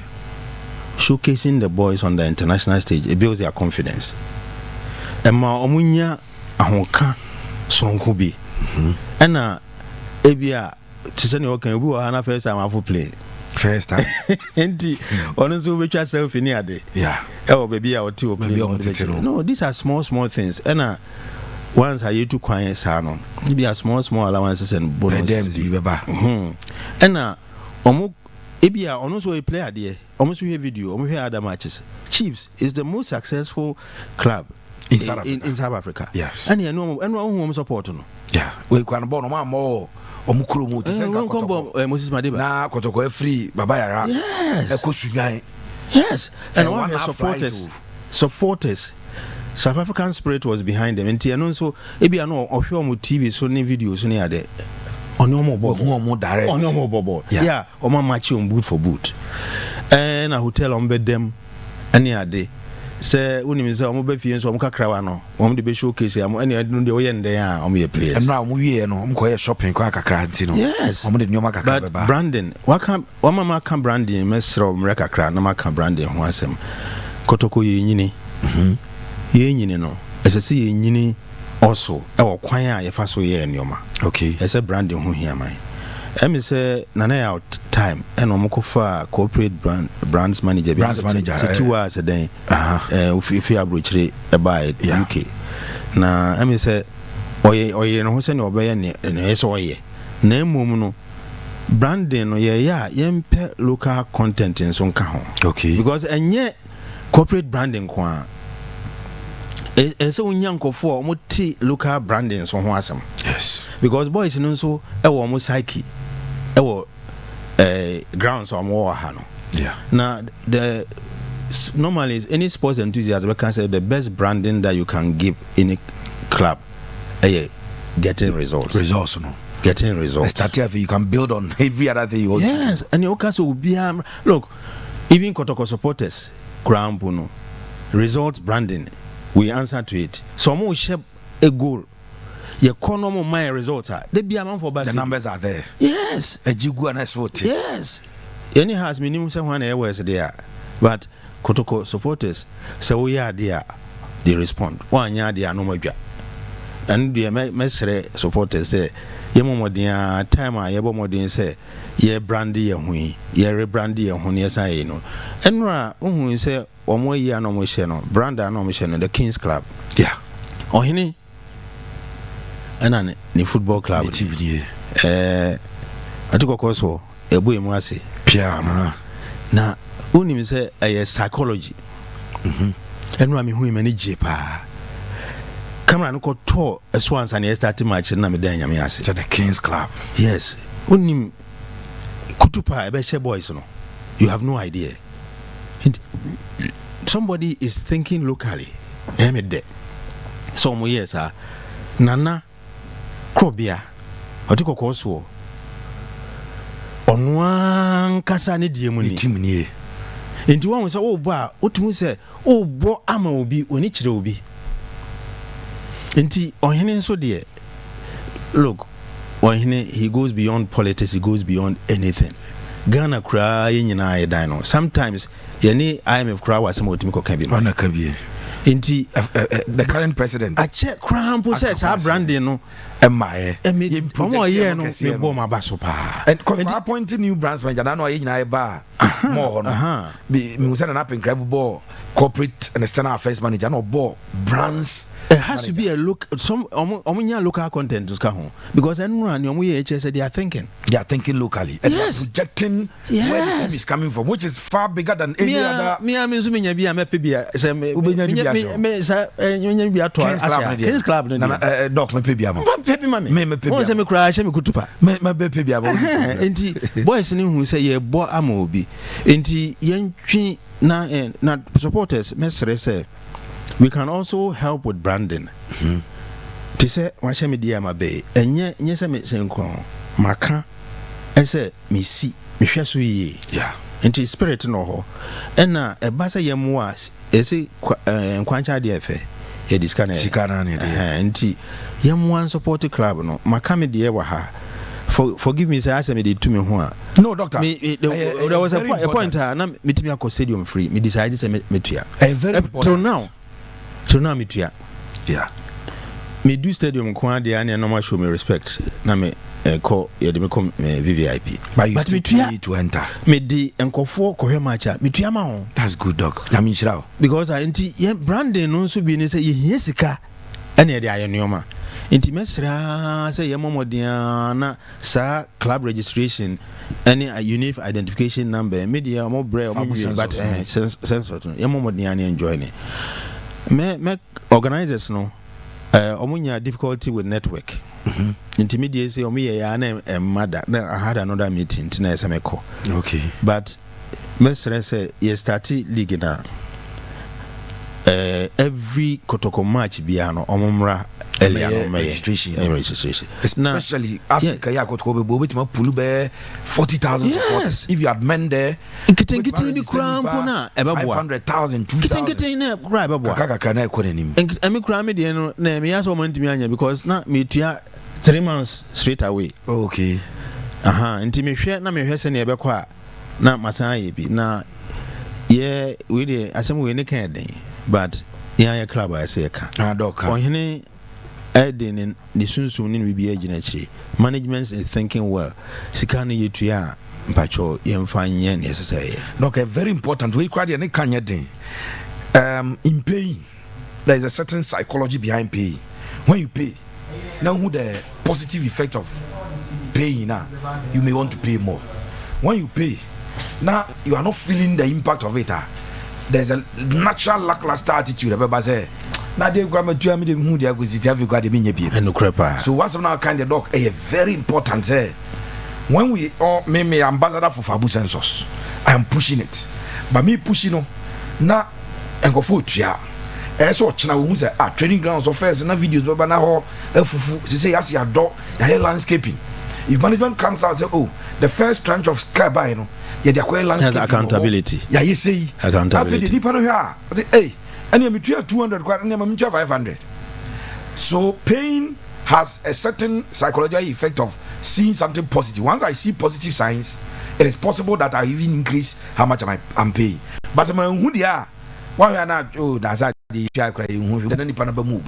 we de ye besre say enya dia say umbetna TV so ana radio so ana social media no mo kire bu akonta say we ni we kura na de ya se ne waka no adwuma no when we see that it is adwuma na eye no now so public relations and communication strategies nti bia omuntie advice so se ne wo se kan ni se nye se obeba be accountability atnase bu enkonta krampo na once a while no drop bibi no ma bibi en say momo na mo de bua na nyoma sei ne de ye eno de be share enso be share sapomodin na you can't say about Chastela there because you knew all twice it was going to be used. Yes, you did the first payment me sure na bragging rights grant ni be say no be share mine no share has for mine you talk as a player so you were paying because you knew we the management some there. Yes, if at the time who try na Chastela ama kwabambebu because Nanganesa betimi aka James Mintu go to abi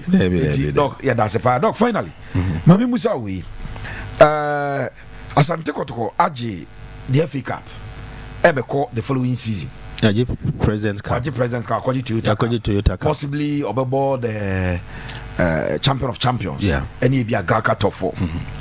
When the season starts, everything that Kotoko achieves is here, the ordinary supporter, Kotoko is a big brand. Yes, season as it is to win the next available competition for us. Yes. So the next competition is 3. How should management, supporters, and Ubia manage the expectation next season? Asante Kotoko. For pressure be and to boys, but no so Ebema supporters and so as you said, if the team keeps scoring, the numbers are always huge at our stadium.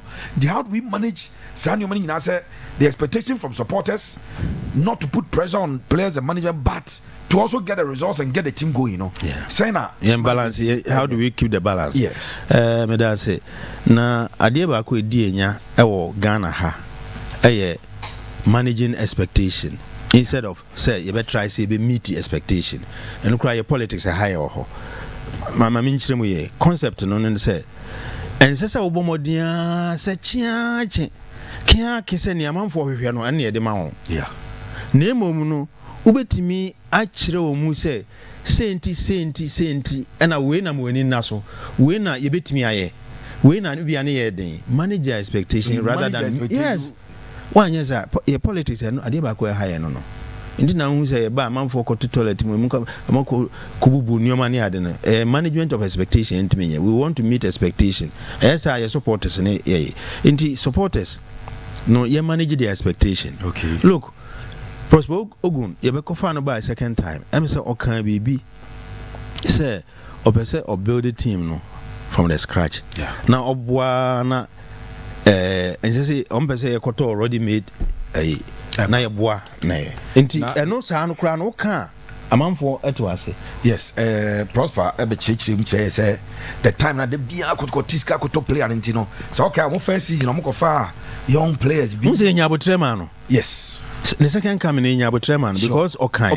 Yes. Yeah. Now what I'm saying is look. Yen start enchire nyoma munchire Kotoko for supporters. Look, there's one thing ebia yen fire adwen course. Supporters won yen unreasonable. Ade wo ho na eya inim. Boys no bomb ho modern. Na say yen wini kurampo na right yehu sila amanfo ko stadium. Sure. Sila amu ye yibima. Sila amu tuya. Sila ye discussion, ye argument. Ewo bus, eateries, radio stations. And no ne ginger Kotoko spirit. Oh, enti se boys ne yiri omo ho. Na se omo anhye kra enra ye wini mabo mabaso. But me see, instead say ye ni be junior jubilate and there are lessons to be learned. Lessons in a woman. Me can your man ye yen ma kan defending. Yeah. So bo no yen hwe boys no we dey mamem fa dey mfam kakra we dey mesrew. Em say Yaya Muhammad ana nye player Baba Muhammad. Yaya Muhammad em so bo my pen no say echire o san ko bo ma me say brekum. Aduana. Yes. Aduana. Yaya. Oh, interview na me so grantee about players and nyoma amwe off the field on private life. Yeah. Me say boy is stamina no eno ka ho na ha mo no physical conditioning. I mean we dey mu amudie mu wa be ka no kre. O kan yam say no kan sugar ma me nyina ka ho. Justice Blay. Okay, sugar mama nyina ka ho. Also obi jene woman bi ne ade. We kran em say okay, and we be a justice ne de no, but we dey or kan okra nyoma mo ye. Okay. Em say Yaya Muhammad. And also or kan okra nyoma mo ye. Yeah, so be interview on so. Yes, the issue is that obi nkasa enomonsa. An obi nkasa empema. But we are professional. Look, Europe ade ba kuntia omo ye yomo ewo managers for England. Yes, sir. Okochi nko o manage your ego. Yeah. We say football star be obey star. Na feel of course what try obi a into manage. And off the field and so on manage on. Guardiola omo win say last 3 seasons. Omo win we that time na is Sergio Kunaguero. Na omo win we na okọ say Spain. Holidays I'm say hono call holidays pa say ho na we Diogo Jota ko Benjamin fan crazy oni ni adasoba enti what happened is say o see omo ako no ma amantem enti na support on say omo punish on so there are too many rules ya breaky off season. There are too many rules. Omoba, you can't say kick ball, say man kick ball, say that say yes say too many rules. Enti say a mom break no ko jine ni kakra. And so my emfa rules on to sa. Oh no person managing the expectation off field. But on the way or yeah no. Yeah. Enti boys, some Obama Kotoka, you are playing for the Kings Club. You best say near we and we ambassador my. Ubi nkaseme no sa na mempema. But why no amfa moderation to ho. One show ho so kakra ugu team in animasi. Na be affect one kasa win. Sabi ugu or hinin so animasi. Yeah. I like the branding on my Kings Club no. See a 2 year nihwe. Wo ye bibia no a check. You can go share no answer. So we yes na onsa no mba form. Na sabi wo ma pe enso ba form a physical condition ye better. When you discipline the could training. Yeah. Inti e hono ye nhwe ni ye. Na look. Sa balancing e say yeah, doctor for your chiri say in between work and exercise take a rest. Okay. Sir, advice the man. Nipadua kwa any akrabo a ekuti ayare no. Sir woji wa home a ahoden a enka say ema ubodi no e de ye gidigidi no. Sa ahoden nyina kom omoje no dia aboa honam no protect aboa honam no na honam na mane homre so okay to heal and to build new tissues and cells, repair and replacement. Okay. Inti inyapa so say ombe find in between no I so rest untimi ya she ya win when yaji untimi no namfofo nkotena sia anwinsa till 1 p.m. nyansenim we kakra ne bobe say 11 a physical jawn na sorry we are professional. Yeah. Inti rest is very important. I say yenhwe na your physical trainers, especially omo sports medicine background no.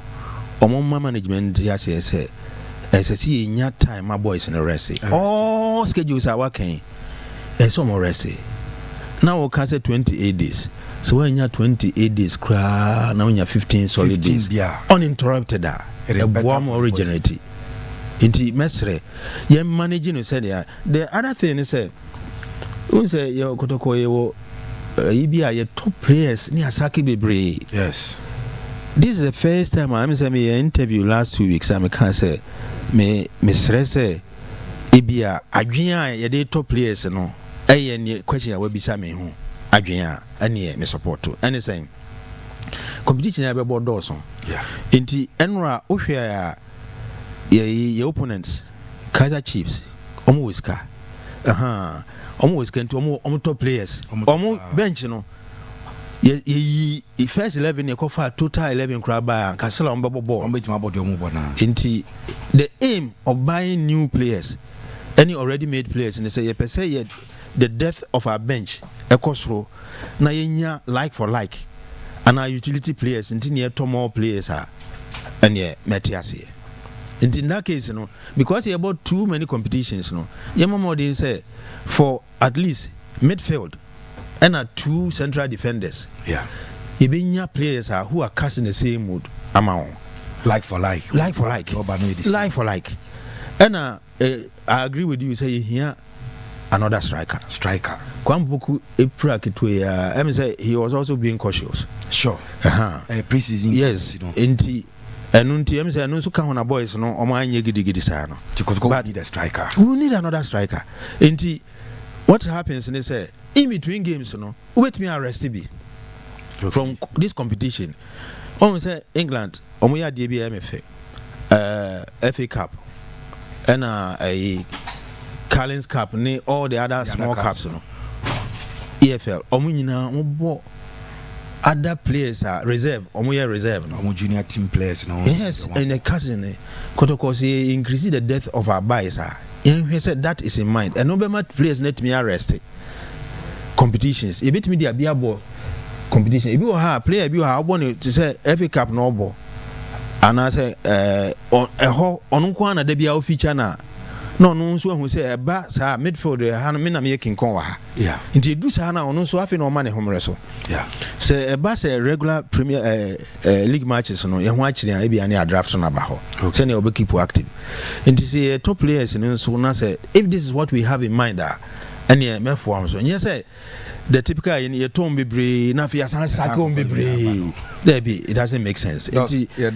sadly I say bit me aboa ma yetimi anya physical strength for all the competitions Africa near corner inti there's one thing okay about branding na I say boa Africa air corner stage na air corner eso teams na Asia on nye teams ngitwa se bomodin na se yen weni ne yedu money zone po ne nyesika kakra na build boys come omo share other players omo other TP Mazembe Kaizer Chief ne ade omo very top quality players na omo share on sa no bo no timi no mbo a be improve omo confidence na boy there's one last thing I with the emso wa misa me but Mr. na me fa doc Fabra na look penalty shootout brothers who tiu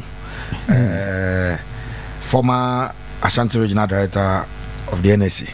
Okay. Kwamba. Hey, Kwame Chao. Kwame say me ba stadium ni ade dia me problem. Kwame Chao. Na me can say look, football is science. Intimacy, technical handlers, mon ko penalties na e boy no.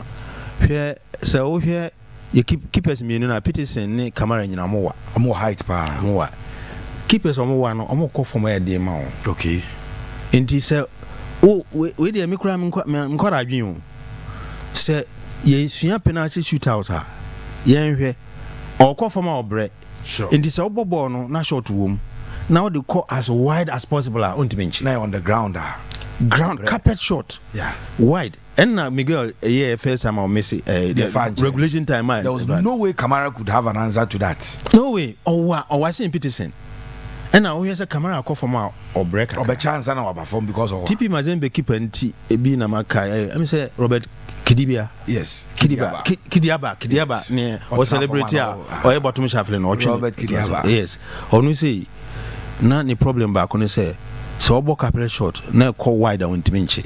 We very good keeper. Yeah. Inti yani I'm say under is it under 23 and Rahim Ayo. Ne local Black Stars. The local Black Stars. He started Chan tournament. The first one Rahim Ayo. Yes, Rahim Ayo. O shenu twice or the call. Poor shots never. Inti look, technical handlers, videographers, any omo ahwe no. Mo hwe keep a bi o ha or your left or left the nine or the bobo on your left it means or you're comfortable on the left the left near strong into or the left this one or die work or right easy into so person bobo national fuck on the left no because or the right is see one or die work or left the man because actually left footed science into Yanra Miguel Dieno say mission bibi film or Messi and on say no yeah first nanke very good because on say Kamara wa into or the carpet shot and or the corner wide and a cofanche. Into second time, what did you do?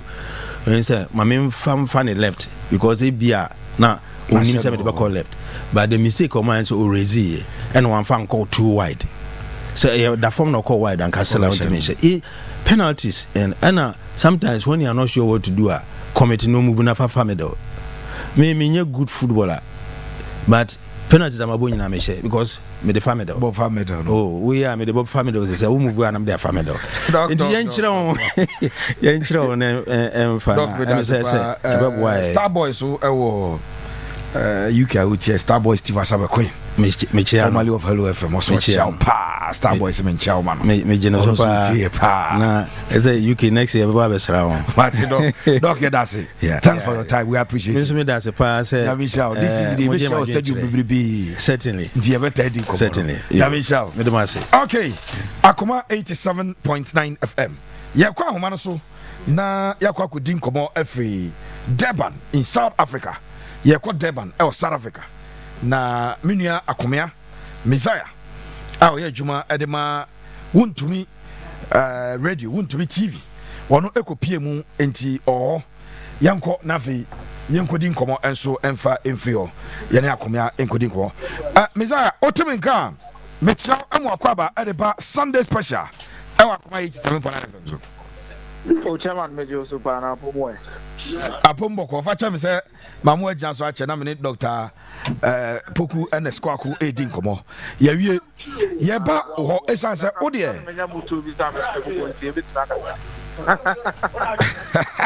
Martivinia. Now, stadium. Now, grounds. You've been with a team from Omu training.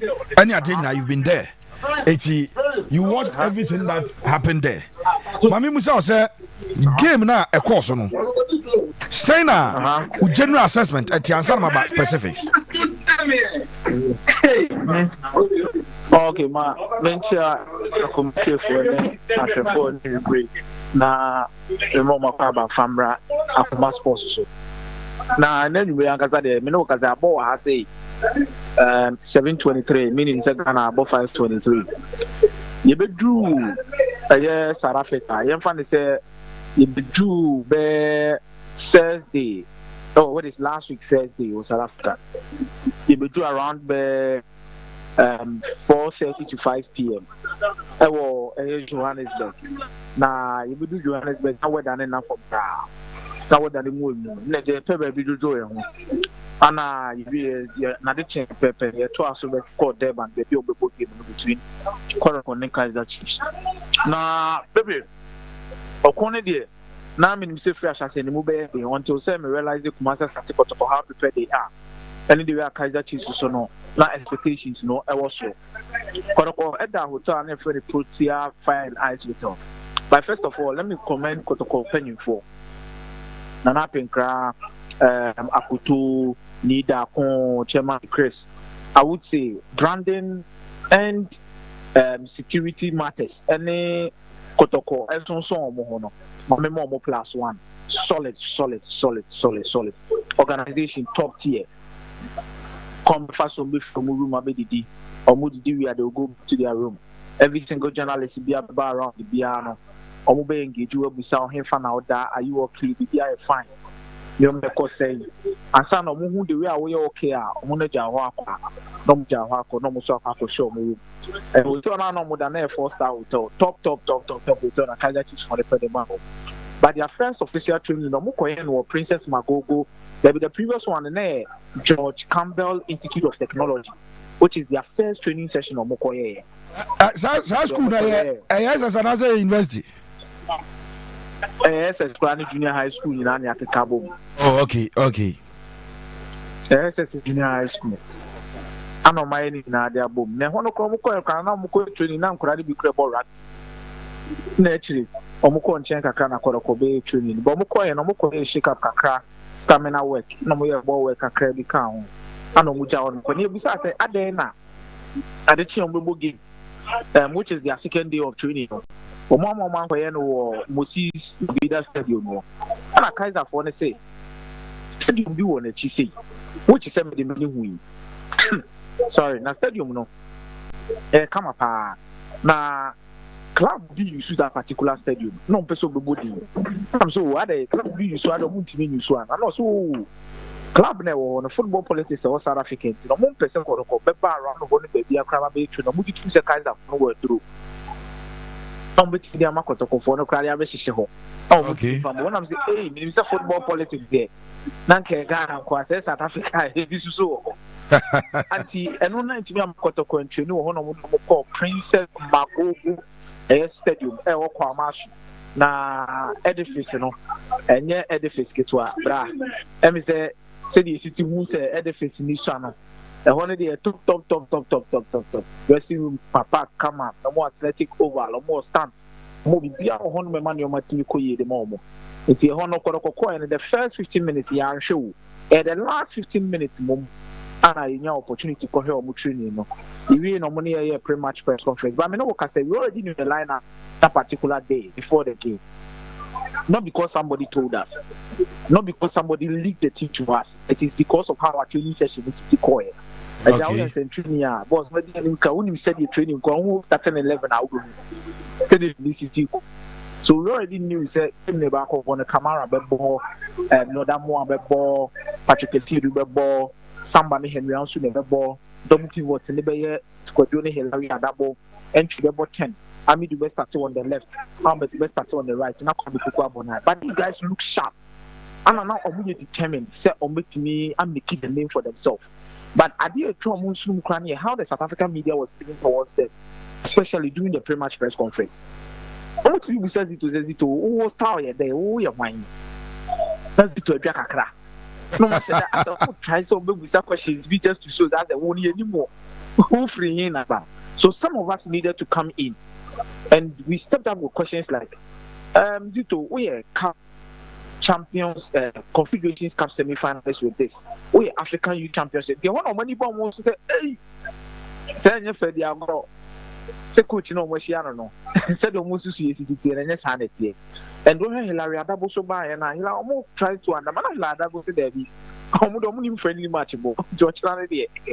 Omonia ready so move show. Kaiser Chiefs captain Miguel Inacio Subaya also he has no knowledge of Kotoko. We use the word he has no knowledge of Kotoko. And now Obia 18 years okay at the beach. Ama Abu Kensi letting number so. By catches for the driver for them, but don't could be escort Kakotoko for good passes. Even journalists who even came from Ghana to cover the game were well treated by Kaiser Chiefs in paying for. And no crime Kotoko issue. Kaiser Chiefs. Omodio Mukushia team no Papa Nebano, our head of marketing. Omodio Mushia artists, almost that parties. Our big were hard in Mukushia and tell for my born. You see, Omonko still at the money come up for fair. It's a literally more than do match day. It's a match day in a hotel, South African time 12:50. Non lunch 11 a.m. which is 2 hours back. So 9 a.m. in Ghana. But not going to be to the stadium walk by about 10:50 in Ghana. It's a ball 12:50 with Hanum Nana. Buses need to see you. Escort here anymore. From the stadium, Marco cover game now should be actually straight ahead. Now, yeah, corner chairman. So when you say catch you, Krobini, come. We say reform. Now, I'm gonna tell you, they are so passionate about the game. The back room, I say, the Ukrainian who said, she are all the media, but me personally, I'm speaking for myself. But she are over 1,000, 2,000 years. Me who said a single one of them as a foreign GC. Some local clubs, no, replica, no. It does. Or na local clubs. Your own local club just crash or more rugby GC. As for more rugby GC. Make a men show beer out to the stadium Nankasa before the game. I'm organizing the money come to a certain extent. I'm a fan line or Mukofa DJ to buy. On your mom, sa. Obi also had a replica didn't just you. But I only a last season. This season, the Nomuya Lanche. Lanche and Chelsea be a marble team on but players name share. It is not game where was meant the first half on Bishop home Jesse now on the Bobo next season. Then I will Jesse on the second half. This will be on Jesse on the season. And after that, you rested you must support the team they to pick in and out to be a Kaiser Yellow. Be a Kaiser Yellow. Be a Kaiser Yellow. Nobody comes. As time maybe do stadium match by there 130, 140. Chairman. Oh, they are flat. Gate Nano Mukwanu to be a rebel. And the Braba because also mutim them. It's after 9 a.m. They no more year money get your money. I'm a mobile legends of Kaiser Chiefs. Any legends who feed them and I say, see Chabalala Muni to them for my born here come out. Okay. So there was time the match and now I don't know probably a bay or more, but whether they not good. I know whether I need to see some within a twinkle of an eye. If you are betting my boss see a baby 5 minutes now, assassin. It's got to go for them some of the jacket, but jackets now more the year. The whole attitude of the team. Pepe, let me comment. The way on what people see in the one, it will be difficult to beat. Because they say they don't take matches lightly. And a match day preparations before games, they don't do it. To stay young or more, they try to as well. Let me say this is sure more baby, and I will be teaching most of the man individual is for a clean mood here. They are really point action, and this is how we want to see our Kotoko. I say, I say, who is your Mukrane? You're not referee, no. Clearly, those of us say, "Oh, maybe so." Say the Muslimu, no, na. You say, I say, or a bias kakra, no deep ball on the man. Chiefs. Even that penalty, Samba Kobo, the goalkeeper moved inches from the line. He still allowed it, but Kotoko kept their spirit and eventually won the game. Yes. Both no crap, and it was clear because the competition knew Modia. Toyota Cup knew Modia. And last year, younger the show by 4 goals to no more perceived basic. And no queer woman here said, Tim Man Casano, executives no more penny for no, or moon coaching a bill, I said. Or moon perso by Edumano. By supporters, no crew, no.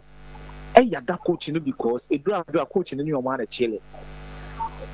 No move to traffic chess here and out. It is impeding to me Pamu coach because of how our supporters need to coach. It is something be saying getting near the idea. Oh, grown the show and there's all Bob will lead down of now, coaching is also not known the who's way she can crab because or bar no French and I disobey English of Tunisia. I'm a later I found to Tanzania. Now, Tanzania said a new fluent in the English, so whenever the coach is doing press conference, pretty much of his match, quite slow. It's the flow. You take so much time to answer questions. And I only kind of question, so it takes so much time to think about it before he responds. That's the one of Bufuka. Younger game. Kotoko from the Asia and also almost set up deep to defend and they defended very well. You were at the stadium. Game the shots your first 10-15 minutes. Kotoko were playing normal ball passes now. I didn't see a mark switch it to SAR system, but eventually a winning trophy. First of all, Kaiser Nassar, I don't think they had a fair idea of how Kotoko was going to play. The first few minutes, one tackle by Hilary Dabo. And Asante no changed on attitude towards the game. So in a 4-2-3-1, now it was a set and a control the tempo of the game. Now Hilary Dabo the destroyer. Then Emmanuel entry will be the cork between the central midfield and attack. Abra all spread the passes, to Albert Amwa and Tamidu, not necessarily to Kwame Poku. So born the Kwame Poku one more idea of Kwame Poku instruction is DTNS and men touch a border more than 2. It used to do the first 15 minutes and Kwame Poku now born and no try so about 1-2. Papa, no game, no movie, Papa, no game, no movie. But Kotoko wanted to stretch the pitch, try and get in the cutbacks or the crosses to make sure yourself on to make the goal. But the first 15 minutes, Andy Macaulay, Miguel Inacio, the way I know keep prep the ball which but Kotoko press. It's a bit I want to people who in a press because pitch and then you're not pitching up a ball so and I was disappointed. One shiny yellow super sessions is here, not looking bumpy. It's Kotoko took advantage of that. The Kotoko say, hey, there be. The ball you are rotating and regulating ball and a lot of movement. It's a movement for the friend in Temptua on a taboo seller. I'm about to be strong go servo. Or mommy and son won't feel one. Pepe, as someone is a sector. Ball in terms of rotation. So Kotoko knew say they are very good in terms of keeping the ball. Technically they are top. It's wood here. Hilary Adabo set in your position and for more. Omunya Bona Mufama. Emmanuel entry because Emmanuel entry was height. Technically, Emmanuel entry is good way to make it the ball. Bait them, then the space is in behind them. The normal ball they are told. Maybe I'm Albert, I'm it's not Kotoko, no more sustain alongside Patrick Esiegu, any Lord Amwa. And fullbacks, were very supportive enough in terms of say Amidou, any Albert anymore. Almost so John, who defend here. A lot and my ball in teams so much and they were solid. By second half, no Kaiser to see rotation now one money. So let's bring technically gifted players to play on the ball. Because when you're more fouls in difficult positions you bet to merit like it. And I say now more opens because Kotoko defense name why Samba and you also Patrick Esiegu the Lord Amwa. Very compact at the back line, very compact, and Hilary is also very aggressive. If they could not find ways other than having players or more top technical abilities, one to look for key passes, two shooting from long range. I'm introducing players with Serino Shabalala. Now, Pepe Shabalala. A crown won't get in Kete or be young way to Mabuta. So, penalty, no boy, no. Or be young Bruta. Now, Omuna no when you because what is trying to be the friendly tuba. First half, you in a boy, Flavio, now before this game, we not Kaiser teams for now. You'll be a someone for strike a few Portugal, Flavio, over Shepherd, and a samba for Henneha. It wasn't easily bottom now for Duba, but I do not on yet to strike can it be over the other. Chairman, your ma born than an Anthony Mashamola, you're dropping what you're better than this year. It is a balala Rebecca. In Gosebo, who Fiona, Assembly Cry, so Kotoko needed to restrict because the defense was solid, then hits them on counter attack through Kwame Poku. And I said, better more. And now Kwame Poku be free, and I'm going to Sukunya hamstring injury. So that's another distorting Kotoko in terms of creating enough chances. I've always said, Kotoko Muhia number 10. Maybe Kotoko need a number 10 and a very skillful winger. Let me be very honest with you. Because here is number 10. It's also here a winger. Not just a number 10, but a technically gifted number 10. Not just a winger, but a winger who can take you on in 1v1 situations and also score. Yamra penalty shootout no so. Yamra penalty shootout no so. Se say the Ghana hano mumunya medru here, but Kamara ni din ade Muhammad Deban Kamara. Tell us, you were there. Aye. You were at the stadium. How did even the opponents accept the goalkeeping and say after game no? Mudidin come on say no mukafano. 1, the height. 2, the reflexes. 3, the movement. Also, when a penalty during the game, Ebo says, yeah, Miguel Kobosem. Reason why Miguel Bosé said, or share a tighter Kamara. One shake on the moon on my bed, the Kamara, or you bit my Kamara. I don't know when you're accuracy near function. So the penalty shoot the same thing apply. Kamara post in more. And the Shabalala is saying, no more penalty, no more catch and say, on for born from Fifi. Overborn in front of I know better now about Pananka penalty. At the 2 nets, come on. But the attitude Kamara in the post show they say not to bench new deal with me. Because most have Bonibiana. Now, Karim Situ, I'm on a sign one tell. Massa, your home, let your ball. Everyone watch the time. I want the hero of the day. Players in the day, we can talk about it later. But I think at the end of the day, Kaiser Chiefs for the normal Kamara 1 and 2 he was good to his reflexes and I'm not okay relaxed at picking the sport and he chose his sport well and made sure separate to move down waiting back. Kaiser for any of supporters no munim Kotoko sa no munim Kotoko sa no after the game Kotoko abeje trophy no afi omunsam afi omu feel so manya very good exercise ewo omadica ko pre-season ewo Netherlands aba game we on bobo no mu Kotoko abeje cap no. What are they saying about the Kotoko team? One, Obu coach and say way a very good exercise. Physically, they needed this particular competition. Kotoko stretch your also almost have to fight for CAF competition.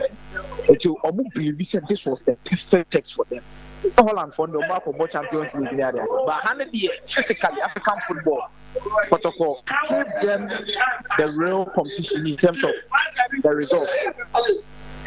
And in terms of performances, you know, and I'm many but almost supporters in a day. Almost say, hey, Asante Kotoko, is that how you play? Asante Kotoko, you are strong. Asante Kotoko, you play beautiful. Asante Kotoko, sa, but of many people who my Orlando Paris supporters. Against that's a Kotoko house or Hana. Yeah, baby, I have commentary no more to say. Na Kotoko really and a behe. We see ya, somewhere we see ya. But I think Kotoko came here as the unknown. But people, we are living as heroes, and now in South Africa, nobody can tell us the Omunim Asante Kotoko, including their captain in the girl in Asu.